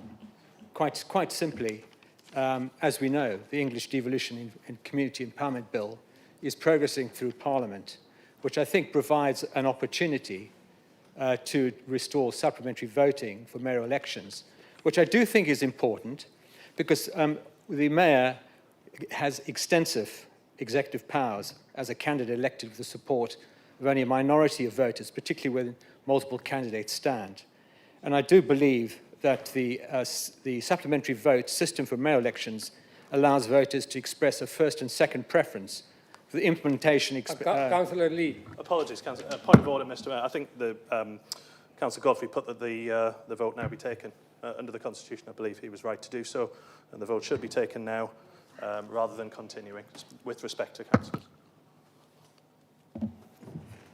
I would suggest, I want to hear what Councillor Lee has to say, but be precise and succinct, please. Before I want to hear your statement in I'll be very succinct. no more than a minute. It's very straightforward. Please, thank All you. I am suggesting... Mr Mayor, can I just clarify then, are we going back to sum up and speak on the motion again and take a vote on the amendment so that we're clear constitutionally, because you're overriding the request to put the motion to the council? Just would like to understand where we stand in terms of debate and the follow-up, please. Thank you. Councillor Horrell, your point is absolutely correct, but I want to give Councillor Lee, we haven't heard his amendment. Unfortunately, he wasn't able to speak, and Constitution says he has no right to do that further. But I think the council chamber is an open chamber. We want to hear what he says. I'm not going to go ahead with the amendment. I want to just listen to him, what he's saying. I think that he has a right to say, and I think I would give them that right to say it. But can you be precise, Mr. Yes, I certainly can be. So all I would be calling Thank for you. is for the election to proceed at the earliest point permitted by law before 2028 with the supplementary voting system for mayoral elections. In other words, it's unlikely for 2026, but likely for 2027, which confers greater democratic legitimacy and mandate. Thank you. Thank you, Councillor Lee. I think we have enough discussions on this topic, on the motion. I'm going to put the original motion with the amendment that was agreed by Councillor Horrell to the vote, please.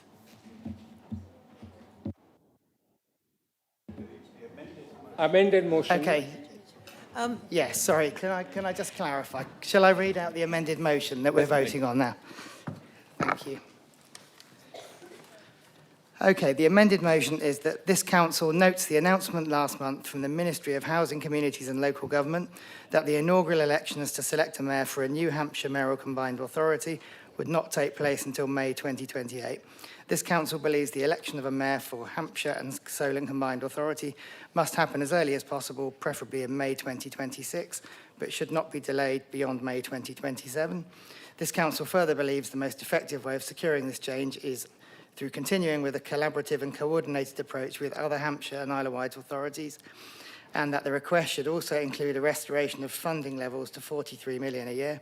The council resolves to formally oppose the government's proposal to delay the Hampshire mayoral election from May 26 to May 28. Resolves to write to the Secretary of State for Housing, Communities and Local Government, expressing this council's concern at the proposed delay and calling for the election to proceed in May 2026 as originally planned and not to be postponed until May 2027 as part of a coordinated plan with other authorities and if current approaches are not successful. Thank you. Thank you, officer. So on that basis, I'm putting this thing to vote. Those who are supporting the motion, please raise their hands.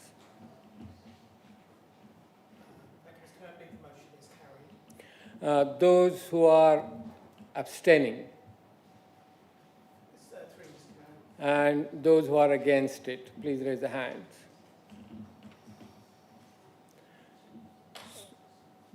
So the motion with the amendment as read by officer is carried. Thank you.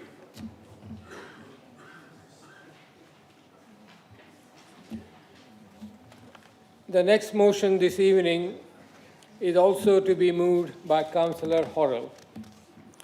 Councillor Horrell, do you have a seconder to your motion, please? Mr. Mayor, I'm just conscious that the leader has not returned to the chamber.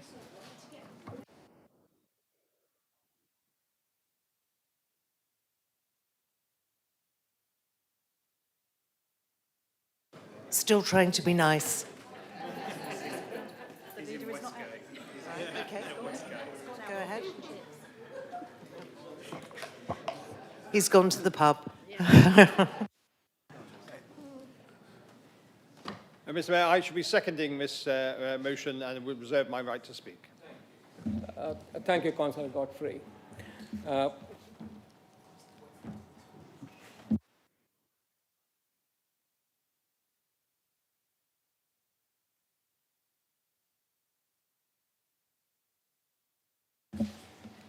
Councillor Horrell, would you present your motion, please? Reminder that 8 minutes. Thank you. Mr. Mayor, thank you. And thank you to Council for supporting the previous motion. And I'm sure Councillor Lee and I will talk afterwards about voting approaches. Councillors, the Minister of State for Local Government and Homelessness on the 18th of December wrote to us inviting views on the postponement of local elections from May 26.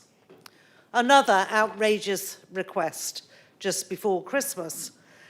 And it proposes to push the decision to potentially postpone elections to local authorities when the government is clearly not brave enough to make the decision itself. They're asking for our opinion rather than stating their intent. I'm hoping that this council will unanimously agree that local elections do proceed for Winchester City Council in May 26 and also for the County Council.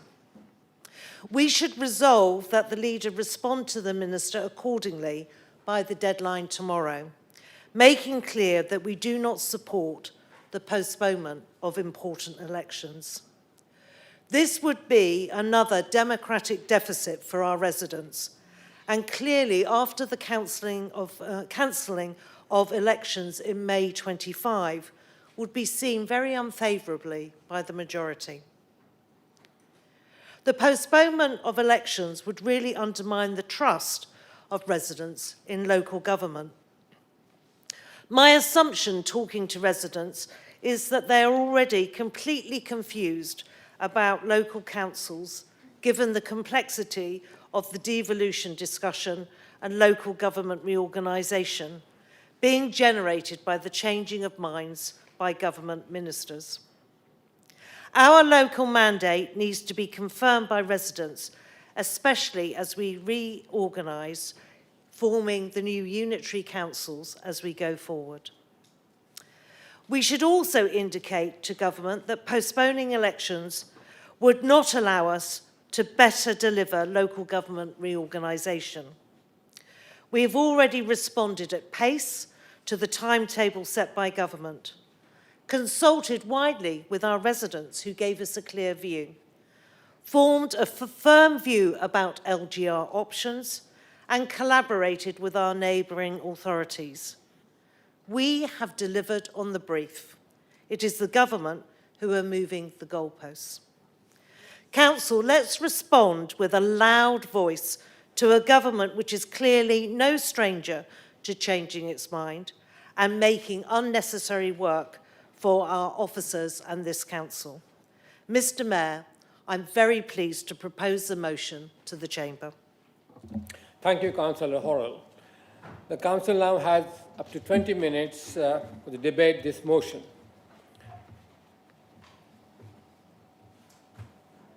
Councillor Clare, please. Thank you, Mr. Mayor. I support the motion. Delaying our council elections yet again, to me, would undermine the very democratic principles we are here to uphold. Our residents deserve the chance to choose their representatives on time, without repeated deferrals that we can trust in local government.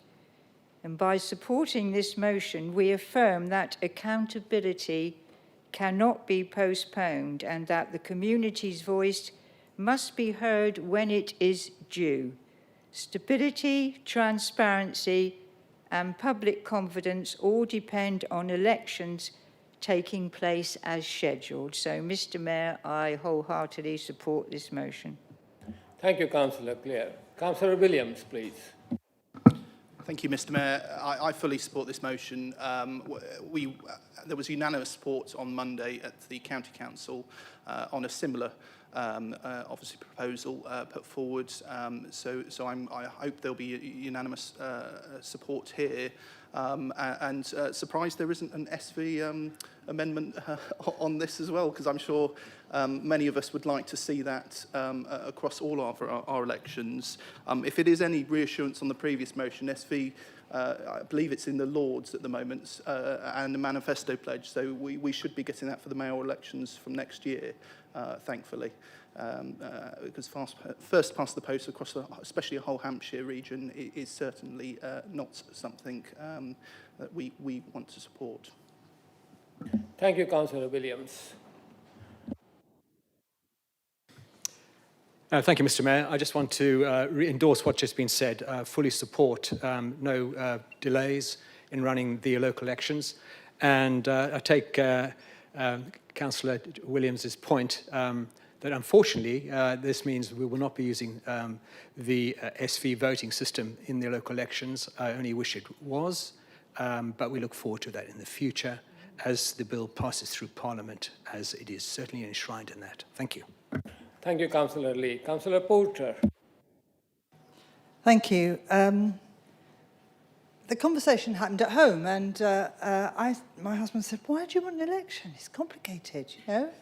I went, "Of course we want an election. Of course we do. The public are so confused." I completely agree with Councillor Horrell.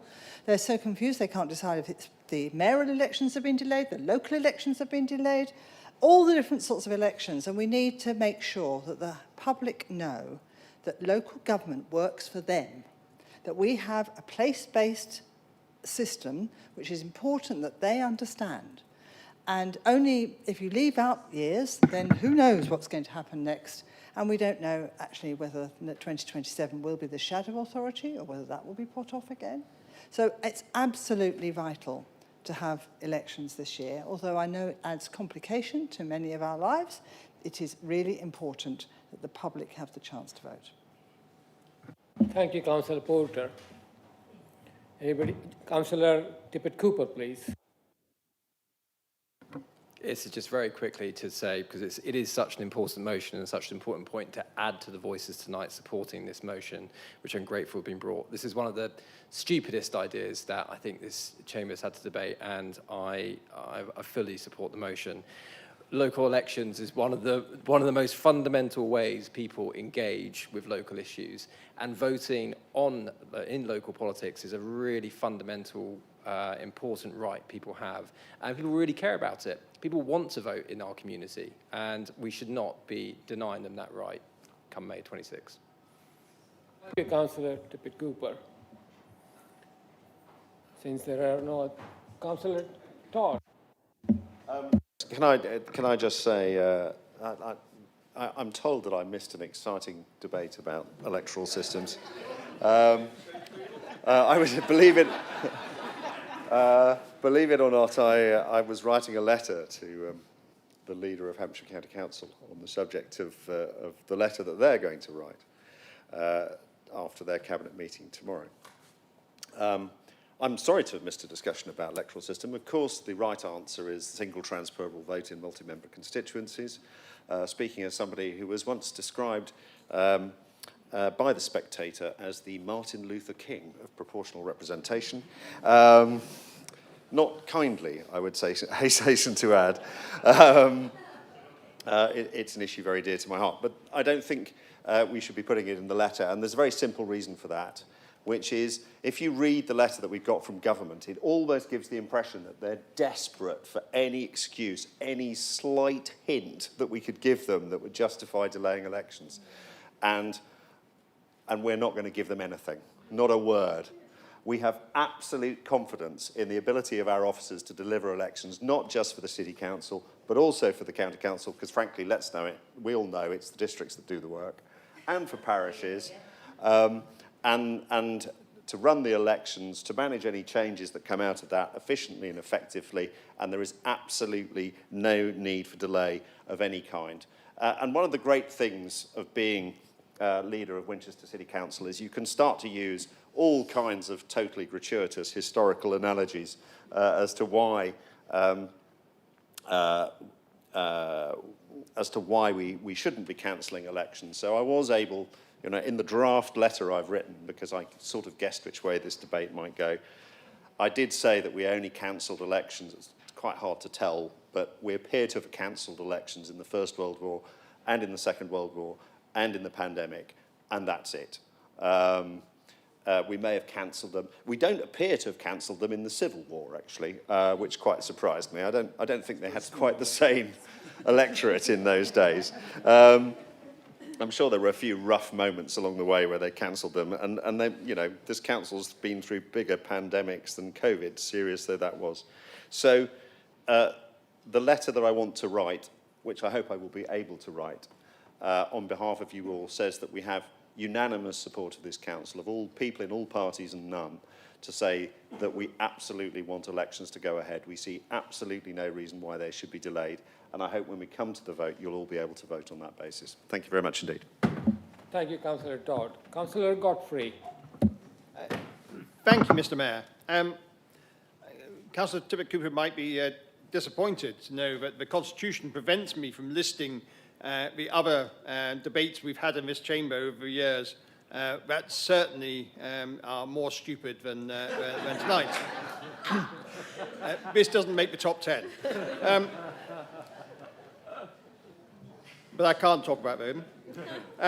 In response to the government's suggestion that councils may ask to delay the May 2026 local elections, I wish to state as clearly as possible, as the city councillor who has served the longest continuous period in office, who has been seeking election to a variety of offices and appointments using several different voting systems over more than 50 years, who has knocked on doors across the whole of the south of England in support of both successful and unsuccessful candidates, that I deeply resent the idea that we should cancel or postpone elections except for most exceptional reasons. As the leader of Hampshire County Council stated earlier this week, democratic accountability isn't something to be paused when it becomes inconvenient. It's a responsibility we owe to the people we serve and to the foundation of trust in local government. Some argue that postponing elections would free up capacity for reorganisation, but democracy is not a task to be dropped when it becomes inconvenient. If capacity is the issue, then it is reorganisation, not elections, that should be reconsidered. At the beginning of last year, I had assumed that the mayoral combined authority and local government reorganisation would be well advanced by now and ready to take over responsibilities for the functions of the existing local authorities. So delaying county council elections last year made some sense to me. Delays this year make no sense and would be totally undemocratic. Our individual mandates and the mandate for the administration of each authority needs to be confirmed on the agreed schedule. I second this motion. Thank you, Councillor Horrell.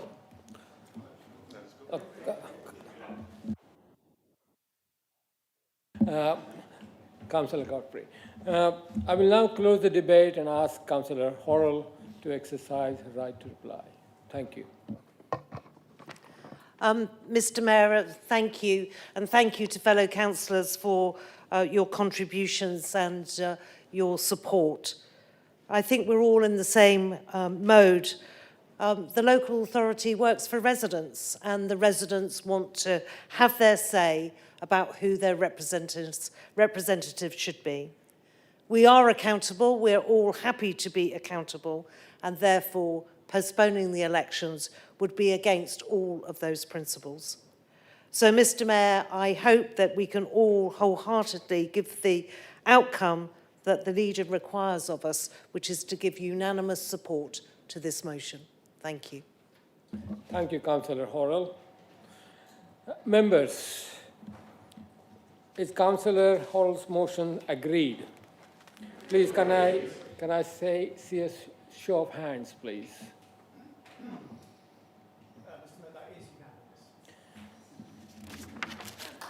Brilliant. Thank you. Thank you. The motion is unanimously agreed. Members, the next item of the business this evening is agenda item 8, changes to committee membership. Mr. John. Thank you, Mr. Mayor. I've not been notified of any changes. Thank you.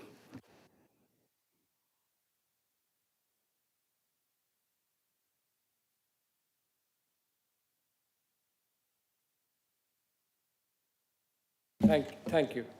Members who have submitted questions will be invited in turn to either read out their question or refer to this as set out, which will be in the order that they were published on the Council's website.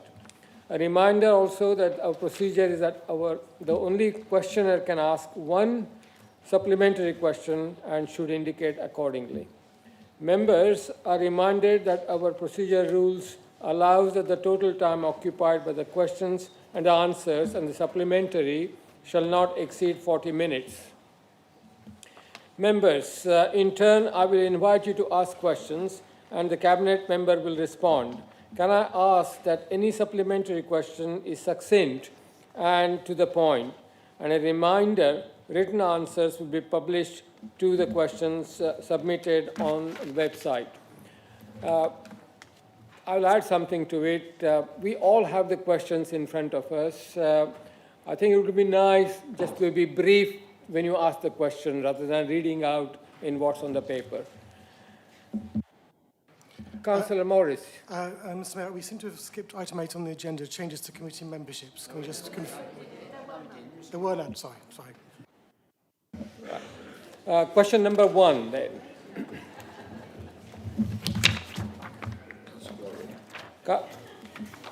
It's Councillor Warwick, please. Yes, thank you, Mr. Mayor. And my question is to Councillor Porter. What assessment has been made of the deliverability of a mixed-use scheme at Bushfield Camp in my ward within the context of the current economic climate and the time frame of the emerging local plan? Thank you. Councillor Porter, please. Yeah. Thank you for your question, Councillor Warwick. All of the sites that were allocated for development in the local plan Reg 19 and put forward for public examination need to demonstrate they were deliverable by 2040. So the inspector sought information on deliverability on all of the sites put forward in the plan, and she was very rigorous in that, actually. She voiced no concerns about this site in her final report. And you can read her report ED 38A on the examinations page of Your Place, Your Plan, Local Plan section on the Winchester City Council website. Thank you, Councillor Porter.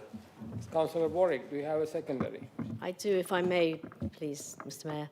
Thank you very much, Councillor Porter. I just wonder, given the landscape and ecological constraints of this valued site, what benefits does the portfolio holder expect to deliver for the residents of Badger Farm and Oliver's Battery? Thank you. Councillor Porter, please. Certainly, the ecological benefits could be enormous. The site has been left and people have walked across it and enjoyed it, but it hasn't been managed for decades. So ecologically, it has a great deal to offer, particularly if it is managed well, which I think that's the intention of the developer. The economic benefits, I think that was the other part of your question, was it? The economic benefits.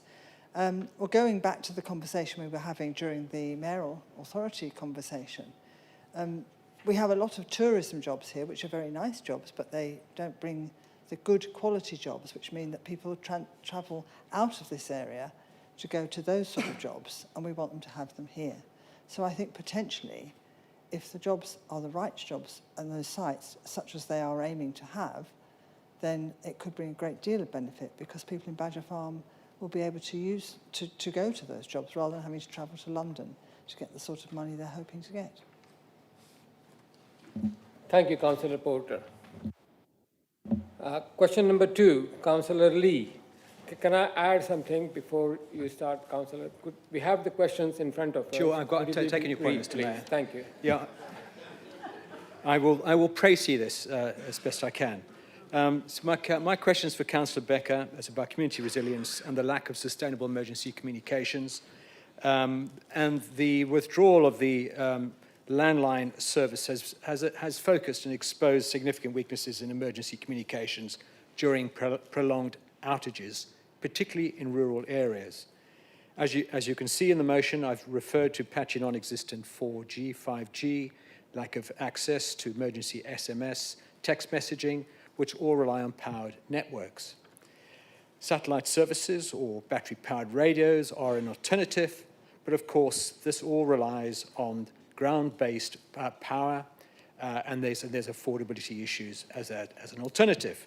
I refer to the need for sustainable community resilience hubs, which could help alleviate community anxiety, particularly for vulnerable residents and those in telecom not spots, which I tell you is about where mobile or broadband coverage is poor or absent. So no access to blue light services or contacting family is the continuing key anxiety for many residents, and not just in rural areas. And whilst Council can support parish resilience planning, sustainable solutions are required with some dedicated support, funding, or technical expertise that parish councils do not have. Members' briefings alone will not address the telecommunication resilience challenges. So my question is, can the Council prioritise a practical way forward for parishes to establish emergency telecommunication resilience measures for extended power outages, especially in high-risk telecom hotspot areas for our vulnerable residents and those residents who don't have access to communications during extended periods? Thank you. Thank you, Councillor Lee. Councillor Becker. Thank you, Councillor Lee, for your question. I know this is a long-standing concern of yours. It's not an area that's specifically within the responsibility of the Council, but the Council, working in partnerships with colleagues from the Hampshire and Isle of Wight Local Resilience Forum, the LRF, does offer support and guidance to parishes and communities, enabling them to create their own community resilience plans that can be activated in the event of an emergency incident, including a power outage. They have published guidance on the specific risk of loss of telecoms and on the loss of electricity, which is available on their website. One way that communities might prepare for such an incident is by noting that while coverage does vary by operator, in an emergency, your mobile phone will attempt to connect to any available network. And even if your phone shows no service, you may still be able to make a 999 call, because if voice calls fail, because the system only requires a very limited amount of connectivity for an emergency call to go through. If, however, the voice call doesn't go through, residents can register for emergency SMS services, which also works with very low signal strength. 5G rollout network upgrades are ongoing, and coverage and signal strength is increasing. In low signal areas, external antennas, boosters can also help. You mentioned battery backups. The Public Switched Network Charter does set out a voluntary agreement between the government and communication providers to provide vulnerable people with protection when they are moved onto digital services. The Charter requires providers to offer vulnerable customers with battery backup units for routers, typically lasting at least 1 hour. In practice, some units, when tested, have lasted 4 to 7 hours, and residents should speak to their provider about those available options. Parish councils, again, you did mention community hubs.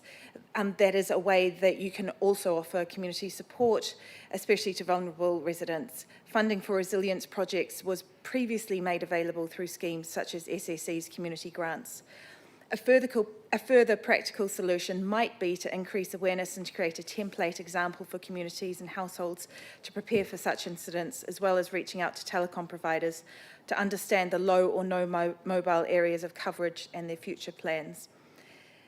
Alternatives such as Starlink installed at a community building with backup power would also provide a workable solution. And again, I mentioned SSE funding for such community resilience measures was made available to parishes during 2025, and we hope that funding will be available again this year. The government has also published guidance for households, which is called Prepare, and I have asked officers to signpost to this on our emergency planning page of our website, so that it's easily available for our residents. Thank you, Councillor Becker. Do you have a supplementary, Councillor Lee? Thank you, Councillor Becker. Unfortunately, many of the panaceas you've mentioned do not work in rural areas where the signals are very weak. Therefore, I think it's a case of our community resilience plans taking another look at this. And so can I suggest that this is something that we may want to take a short look at, maybe a short pilot study. I hope you may want to consider that. Thank you. Councillor Baker, please. As I say, this isn't a strict responsibility of the council. It is something I will raise with Simon Howson, our officer who does meet on the Community Resilience Forum panel to see what is coming from the Hampshire and Isle of Wight group. Thank you, Councillor Baker. Question number 3, Councillor Horrell, please. Mr. Mayor, thank you. As of December 2025, there were more than 1,600 residents on our Hampshire Home Choice Register. Winchester, as we know, is one of the most expensive places to live, with an average house purchase price in 2024 of almost $594,000. And we know our tenants are supportive of building new council properties, as we heard yesterday at the TACT meeting. Can the portfolio holder therefore say why the Lib Dems have walked away completely from a commitment to build new council homes from 2032? Thank you, Councillor Horrell. Councillor Reach, please. Thank the member for her question. The City Council have got a proud record of delivering council homes, with over 5,000 properties stretching from Denmead to Micheldever. So we've got good homes available in every corner of our district, and we're committed to adding more to our stock, having added over 330 homes since 2020, with over 146 new homes at Kings Barton purchased only shortly before Christmas, with the first residents already settling in. On the 14th of October last year, Cabinet also approved the construction of 5 new homes at Woodman Close in the member's ward. Taken together, these schemes mean we're well on the way to our target of adding 1,000 affordable homes to our stock by 2032, as envisaged by our recently adopted housing development strategy for the period of 25 to 32. The member is right that we currently are not programmed to acquire or indeed construct any further homes after 2032, but that's not to say a decision has been made to abandon our plans. Indeed, as I've said repeatedly, I would like to see our ambitious programme continue, and I've asked Councillor Batho, as the chair of the Economy and Housing Policy Committee, to consider programming in a session to advise on the course that the committee would like the council to take. I understand the member has also already spoken to Councillor Batho to impress upon him the importance of such a discussion. Also, given the discussions earlier in the meeting of the council, it would be remiss of us not to recognise the challenges to medium-term planning posed by local government reorganisation. With government stipulated rules requiring approval for even minor capital expenditure coming into force later this year. But I am concerned that this not derail our plans, so I have asked the Council's legal director, who is with us this evening, to seek clarification as to whether government will permit us to ring-fence decisions relating to our housing service to allow us to proceed at the pace required. So in summary, I'm afraid the member's contention is incorrect. We've not walked away from new council homes after 2032, and I indeed look forward to working with her and members from right across the council to help shape our plans to add ever more homes to our stock. Thank you, Councillor Reach. Councillor Horrell, do you have a supplementary? Mr. Mayor, yes, I do, and I thank the portfolio holder for his robust response. I think we all aspire to more council homes. Mr. Mayor, Winchester City Council's housing offer is one of the jewels in our crown and makes us vastly different from some of the councils who are likely to be matched with if local government reorganisation proceeds. It's therefore crucial we understand the strategy for new homes beyond 2032, because there is a zero in that column as we currently stand. So can the portfolio holder please confirm that the new homes discussion will happen before any potential elections for May 26, and certainly before the end of March, and that an appropriate format of a meeting will be held for such a discussion, enabling all councillors the opportunity to participate, and that we do have a concrete date and plan. Because, Mr. Mayor, I take on board your chaplain's thoughts tonight for us all, where she said to us that we should think about bringing good news, offer opportunity and relief to residents. And I believe new homes would provide that. Thank you. Thank you, Councillor Horrell. Councillor Reach, please. Yes, I'll make that commitment. Thank you, Councillor Reach. Question number 4, Councillor Bennett, please. Yeah, thank you, Mr. Mayor. The Aquin Interconnector scheme has been in limbo since a judicial review overturned the previous government's refusal of planning permission. The scheme would cause considerable disruption to the residents of Denmead Ward and the surrounding area. What is the Council's view on the scheme, and what action can the Council take to encourage a final decision to be taken as soon as possible? Thank you, Councillor Bennett. Councillor Porter, please. Thank you for your question, Councillor Bennett. You're correct. Winchester City Council is very frustrated that the application is still undecided, leaving concerns that it could still be approved. So much has changed since the first application was submitted. Following recent meetings with Portsmouth and Havant councils, our Winchester City Council leader, Councillor Martin Todd, was a joint signatory to a letter to the government, to Ed Miliband actually, from the 3 English authorities and our French counterparts, raising the main concerns and objections again and asking for a final resolution to the matter. The work on the NSIP, that's Nationally Significant Infrastructure Project application for the interconnector, has been going on for several years, through several Secretaries of State and governments, and through that time, Winchester City Council has endeavoured to keep Denmead Parish Council and the local councils nearby up to date on the application.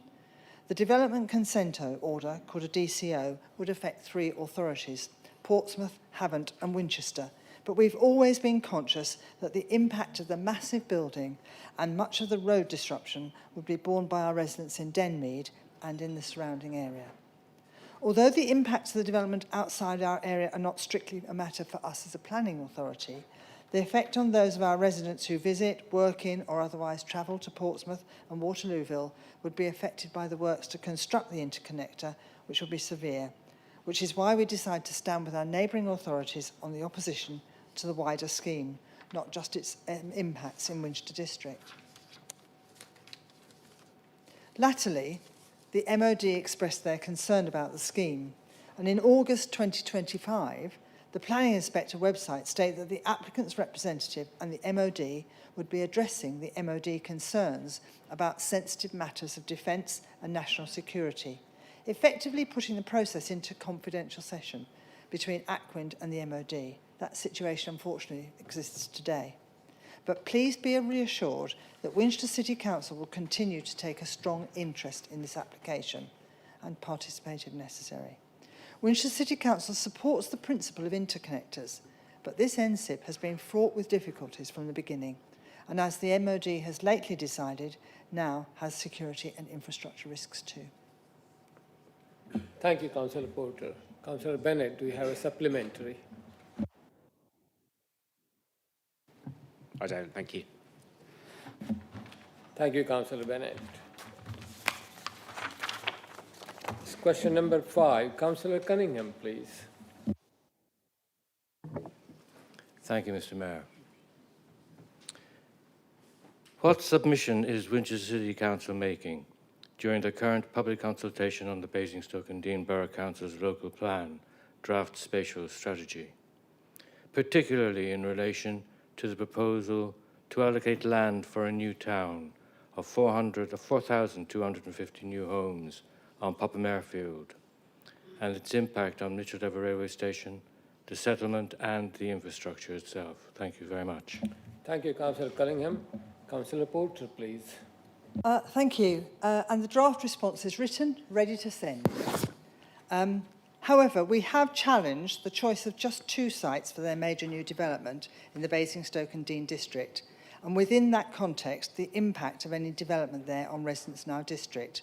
For the information for other members, there's 2 in Clidston, which is on the east side of the M3, and Popham on the west side, and very close to our own district. This is especially relevant not only for the station and for village facilities, but also for additional traffic which will be generated and the resources and utilities that that large community would actually generate. Winchester City Council has made it clear that it would be from Basingstoke and Dean District Council to mitigate that impact, not for Winchester City Council to do. The response specifically raises the impact of additional traffic on Overton Road from the proposed site itself back into the roads into Winchester District, and the requirements for active travel, and the poor station facilities which would need to be upgraded at that development's expense. Winchester City Council has expressed concern that development proposed does not enjoy good access to Basingstoke nor to Overton, which puts additional pressure on car travel, and because the active travel provision is poor. Importantly, Winchester City Council is strongly urging Basingstoke and Dean District Council to keep Winchester involved as their plan progresses. The response is ready to go, and I'm confident it does reflect local concerns as well as those of our strategic planning team. But I'm happy to meet with you and your fellow ward councillors to consider further thoughts if you'd like to do so. Thank you, Councillor Porter. Councillor Cunningham, do you have a supplementary question? No, I don't. Thank you, Mr. Mayor, but I have, thank you very much indeed for your fulsome answer. Thank you. Thank you, Councillor Cunningham. We move on to question 6. Councillor Tippett-Cooper, please. Under the Liberal Democrats, Winchester City Council has earned recognition as one of the top-rated councils for climate action. Can the Cabinet member update Council on the impact on the Council's overall recycling performance as a result of the implementation of food waste collection across the district? Thank you, Councillor Tippett-Cooper. Councillor Cremoyson, please. Thank you, Councillor Tippett-Cooper, for highlighting the excellent ranking by Climate Emergency UK on our climate action. The scorecard covers a wide range of activity, not just recycling, but I can comment on the food waste collection aspect of it. The service is being rolled out in 7 phases, and as of Christmas, 4 phases are complete. That means that about 35,000 out of 58,000 households, which is about 60%, are now covered with food waste. And sorry, not covered with food waste, but are having food waste collected. We won't actually have definitive recycling data until the service is fully rolled out, and we have a full year of figures, which won't, of course, be until April 2027. So what I'm sharing today are the best estimates based on the current evidence. Once fully established, we expect to collect around 3,000 to 3,500 tonnes of food waste in a year, assuming similar participation across the rest of the district, and that would reduce the residual waste from about 23,000 tonnes to roughly 20,000 tonnes. And if overall waste levels remain broadly in the same ballpark, that would increase the council's recycling rate from just over 40% to just over 50%. We're also seeing early signs of fewer recycling bins being rejected due to food waste contamination, and that will help further. So in short, our best current estimates is that food waste collections will deliver a very significant improvement in the council's overall recycling rate, and hopefully we'll see that reflected in the next climate action score that is conducted. Thank you. Thank you, Councillor Cremoyson. Councillor Tippett-Cooper, do you have a supplementary question? I don't have a supplementary question other than say to congratulate Councillor Cremoyson on his absolutely brilliant work on this project, which sounds like it's been very, very successful indeed. So thank you. Thank you, Councillor Tippett-Cooper. That's obviously a credit to all our officers, but especially the waste and recycling team. We've done a sterling job. Thank you. Thank you. We're moving to question 7. Councillor Bolton, please. Thank you, Mr. Mayor. Councillor Todd, will you please explain why you and Cabinet decided to only announce the suspension of Station Approach project in the November scrutiny papers without any explanation or other public announcements on such an important project? Thank you. Thank you, Councillor Bolton. Councillor Todd. Thank you, Councillor Bolton. Simple answer is we didn't. If you look at the previous scrutiny meeting, which looked at the previous quarterly report on Monday, the 8th of September, it laid out exactly what we were going to do. It said what the steps were going to be reported back in the following quarter and gave the members of that committee a chance to pre-scrutinise the decision before the report was accepted at Cabinet on Wednesday, the 10th of September. And indeed, at that meeting, I took questions on the subject of Station Approach from Councillor Wallace and Councillor Pett, and I answered them. And I made clear that we had set out the direction that we were taking on Station Approach. I talked about the impact of what was happening as a result of the combined authority, the opportunity presented by the Mayor, but also the impact of local government reorganisation and the fact that we get a structural change order which limits our ability to make decisions after September. And that wasn't the first time that I'd laid out what was going to happen as a result and the issues that we faced and the dependencies that meant that the right thing to do at this point in time was to pause the project. Because one of the things that, if you read the Station Approach Master Plan, and that we also made clear at the Station Approach discussion of that master plan on Cabinet on June the 18th, was exactly that some of the sites were not developable until such point as the North Park and Ride had been put in place, and that the opportunity for the area around the station could only be fully achieved and the master plan delivered at a point where we had a mayor in place with partial responsibility for the railway network. So it's simply not true that the first time that I made any reference to the suspension of the project and the fact that we had to pause because of external circumstances was at the November scrutiny meeting. And I'm sorry that you missed the references that were made at previous cabinet meetings and previous scrutiny meetings that made that situation clear. Thank you, Councillor Todd. Councillor Bolton, do you have a supplementary question? I do indeed. At Cabinet on the 19th of November, you stated that you had asked that I had asked the same question at the September scrutiny, and that Councillor Todd had replied that it was on hold. He remembered it well, and he had video to prove it. As I said at the time, I had no recollection of this, and neither did the rest of scrutiny. Well, I checked the video and the minutes of the meeting, and indeed no such question was asked by me, neither was any announcement made by Councillor Todd. Will Councillor Todd apologise to members of scrutiny and Cabinet for his on-the-spot fabrication of his response and for further maligning scrutiny members' abilities to recollect something that clearly did not take place? May I suggest you check the video, because there's nothing in it. Thank you, Councillor Bolton. Councillor Todd, please. Luckily, I did check the video today, and that's how I was able to reference the references to Station Approach, the questions that were asked to me, and to look at the paper that respected. I do recognise that I was wrong to think that you were the person that asked me the question, and I apologise for that. I don't think I maligned scrutiny members, but maybe, well, if scrutiny members feel maligned, I'm very sorry for that, and I can only apologise. But I would stand by what I've said. The fact is that the decision that was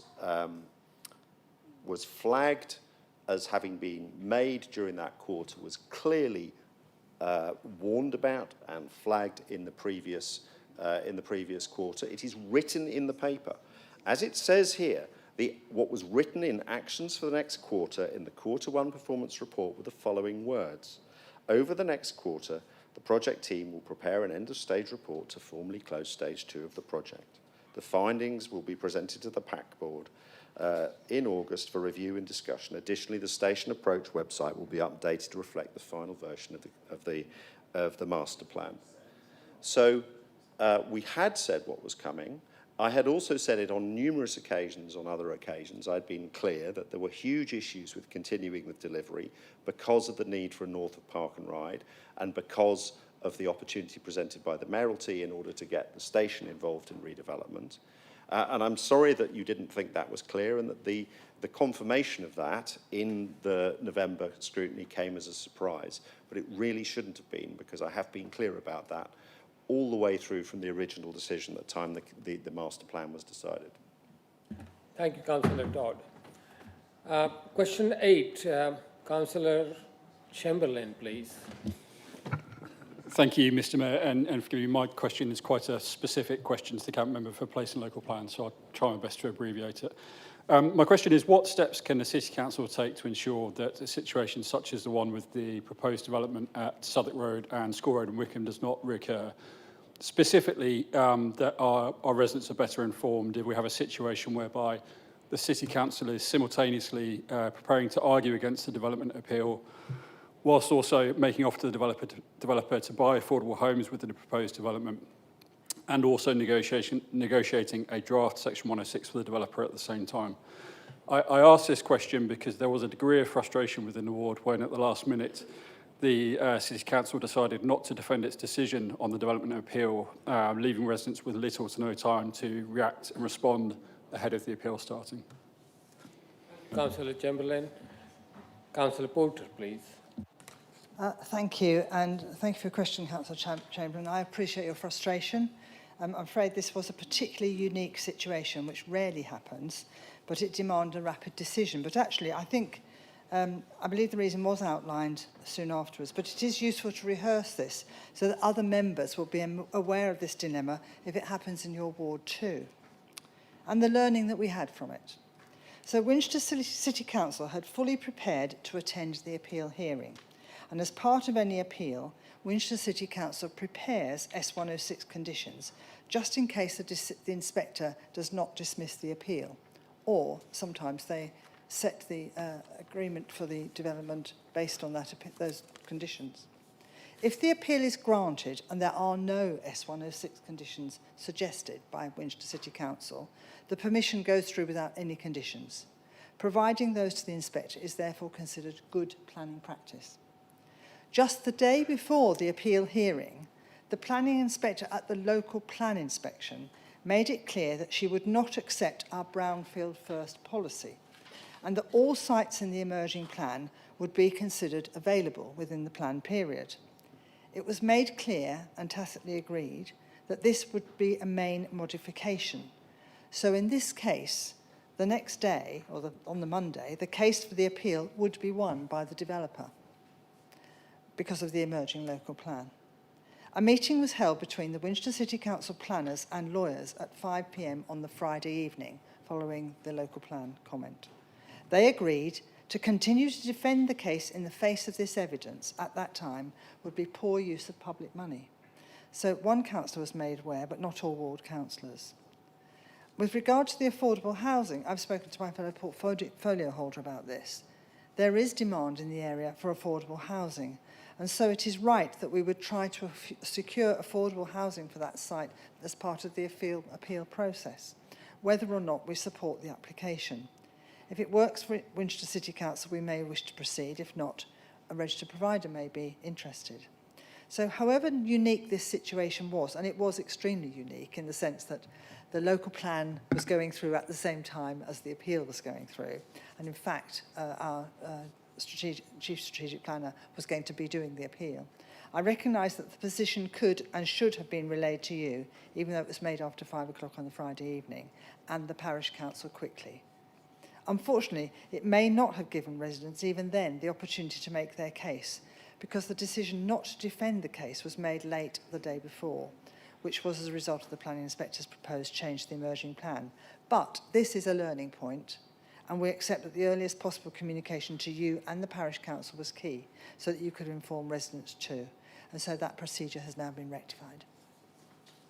Thank you, Councillor Porter. Councillor Chamberlain, do you have a supplementary question? The Cabinet member's response was so detailed that it answered my supplementary before I asked it, so thank you.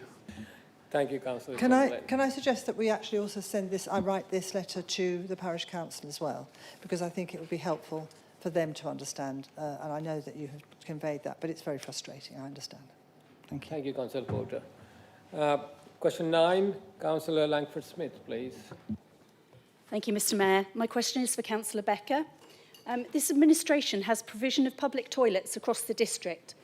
These are an important resource for residents and visitors to the area, and for Denmead are vital to the sustainability of the village centre shops and businesses. Can the administration provide assurances that this provision will not be withdrawn if the parish council does not take full financial responsibility for funding the toilets? Thank you, Councillor Langford-Smith. Councillor Baker, please. Thank you. Thank you for your question. I completely agree that public toilets are an important community asset across the district. They support residents, they support visitors, and they support local economies. In locations such as Denmead, we're very conscious of the role that toilets play in sustaining the village centre and supporting the local shops. You may be aware that we're currently at a very early stage of engagement with parishes that have public toilets managed by Winchester City Council, including Denmead. Officers are meeting with parishes individually, recognising that each parish is unique with different usage patterns, different financial circumstances and different local priorities. These conversations are intentionally exploratory and they are focused on listening and understanding each parish's views rather than proposing a single uniform solution. We're fully committed to ensuring that public toilets continue to operate as valued community assets, and we're working collaboratively with parishes to explore sustainable long-term options for their operation and upkeep. No final decisions have been taken and no assumptions are being made about the outcome of these discussions. Alongside this engagement work, the Council continues to invest in its public toilet estate. Upgrade works have already been completed at Bishop's Waltham, Chesil Car Park, Market Lane and Abbey Gardens, with further improvements being carried out at the moment, actually, as part of our planned program. This demonstrates this administration's ongoing commitment to maintaining, not just maintaining, actually, improving our toilet facilities for public use at a time when lots of public authorities are actually removing public toilets. We're not taking them away, we are improving them. In response to the specific point raised, we can give assurance that the provision of public toilets will not be withdrawn as a default position if a parish council is not in a position to take on full financial responsibility for them at this time. Any future decisions during the life of this council will be made transparently, on a case-by-case basis and in dialogue with the local communities, with the clear objective of protecting access to public conveniences wherever possible. Of course, any commitment, however, cannot last beyond the 31st of March 2028 if the government's plans for local government reorganisation continue as planned. Without a change to local government funding arrangements, any new authority is likely to face extreme financial pressure, and based on previous reorganisations, any assets that do not generate sufficient revenue to cover their costs are likely to be disposed of. This is one of the main reasons why we're so keen to work with parishes at this time to secure the future of our district's public toilets before that date. Thank you, Councillor Baker. Councillor Langford-Smith, would you have a supplementary question? Thank you, Mr Mayor. I do. This council has a project of public toilet refurbishment as part of the Pride in Place programme. So far, the toilets in central Winchester, as well as Bishop's Waltham and Wickham, have been refurbished using community infrastructure levy funding. Denmead has been told that the toilets will only be refurbished if the parish council takes responsibility for future funding. Since development in Denmead has raised community infrastructure levy funding, why is the refurbishment of our toilets unfairly linked to residents taking responsibility for the ongoing maintenance costs when Winchester toilet provision is fully funded from council tax? Will this administration commit to refurbishing Denmead's toilets prior to 2028? Thank you, Langford-Smith. Councillor Baker, please. As you know, we have a planned programme for improvement works. The Denmead toilets are a part of that planned improvement programme, and we are continuing to implement that programme. Thank you. Thank you, Councillor Baker. Question 10, Councillor Morris. Thank you. A question for the leader. Given that the social media application known as X and formerly known as Twitter has introduced a facility that is understood has been used to modify photographs of minors into CSAM, child sexual abuse material, can you confirm that it is Winchester City Council's policy not to upload or share any photographs of minors to that social media site? Thank you. Thank you, Councillor Morris. Councillor Todd, please. Thank you very much indeed for that question. Following the horrific news about the creation of child sexual abuse images, materials on X, the City Council has stopped posting any material of any kind on X.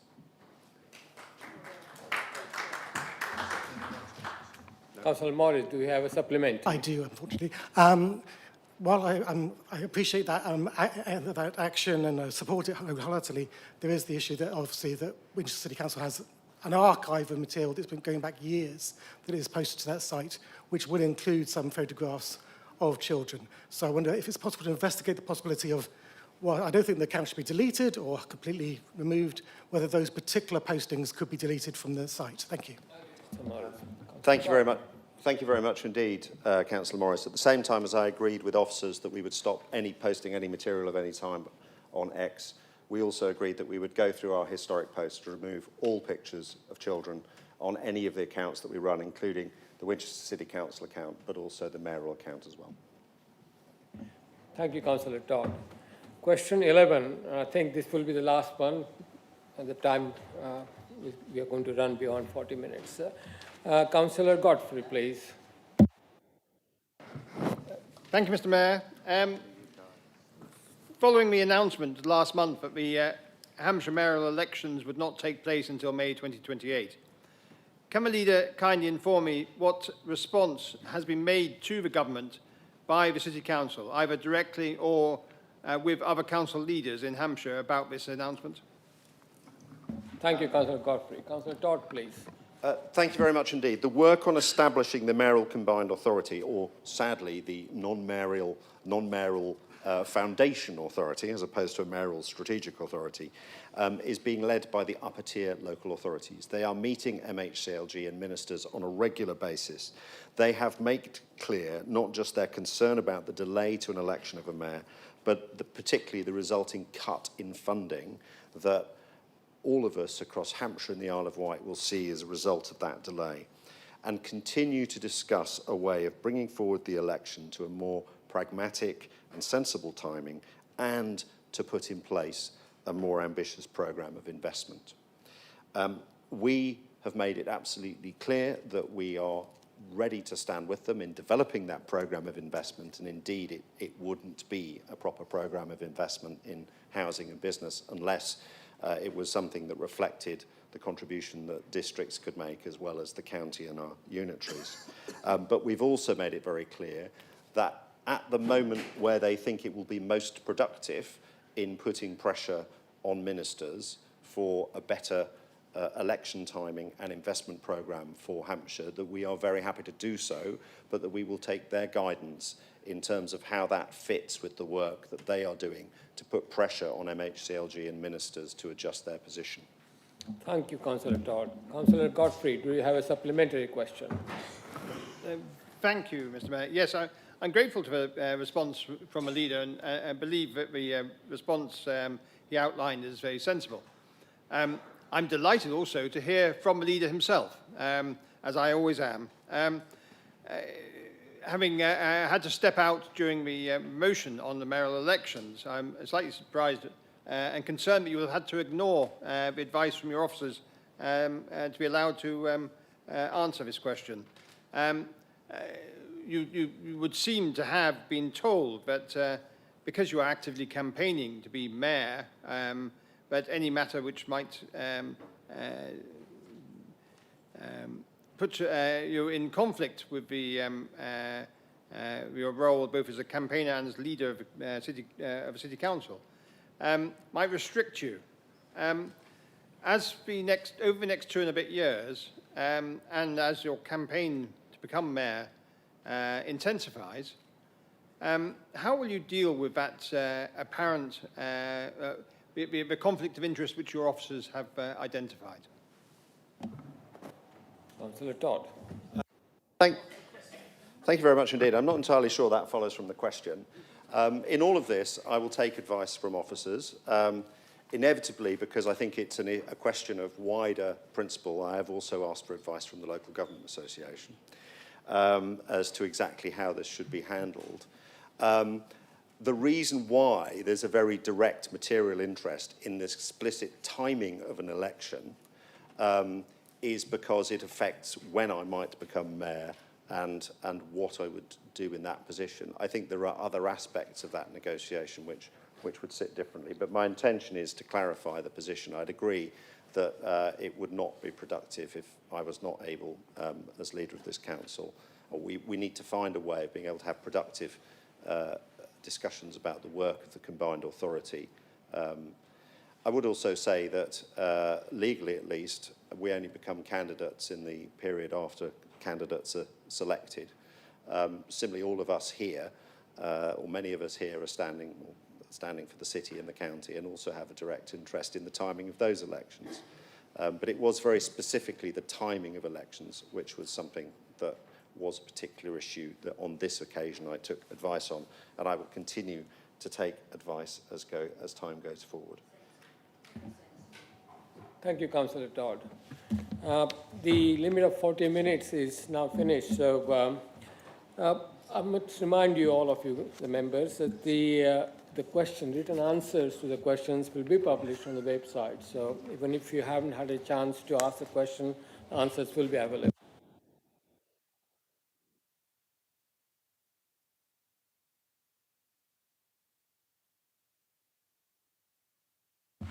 Thank you. Thank you, members. That concludes the formal business for this evening. Please, can officers end the broadcast, please?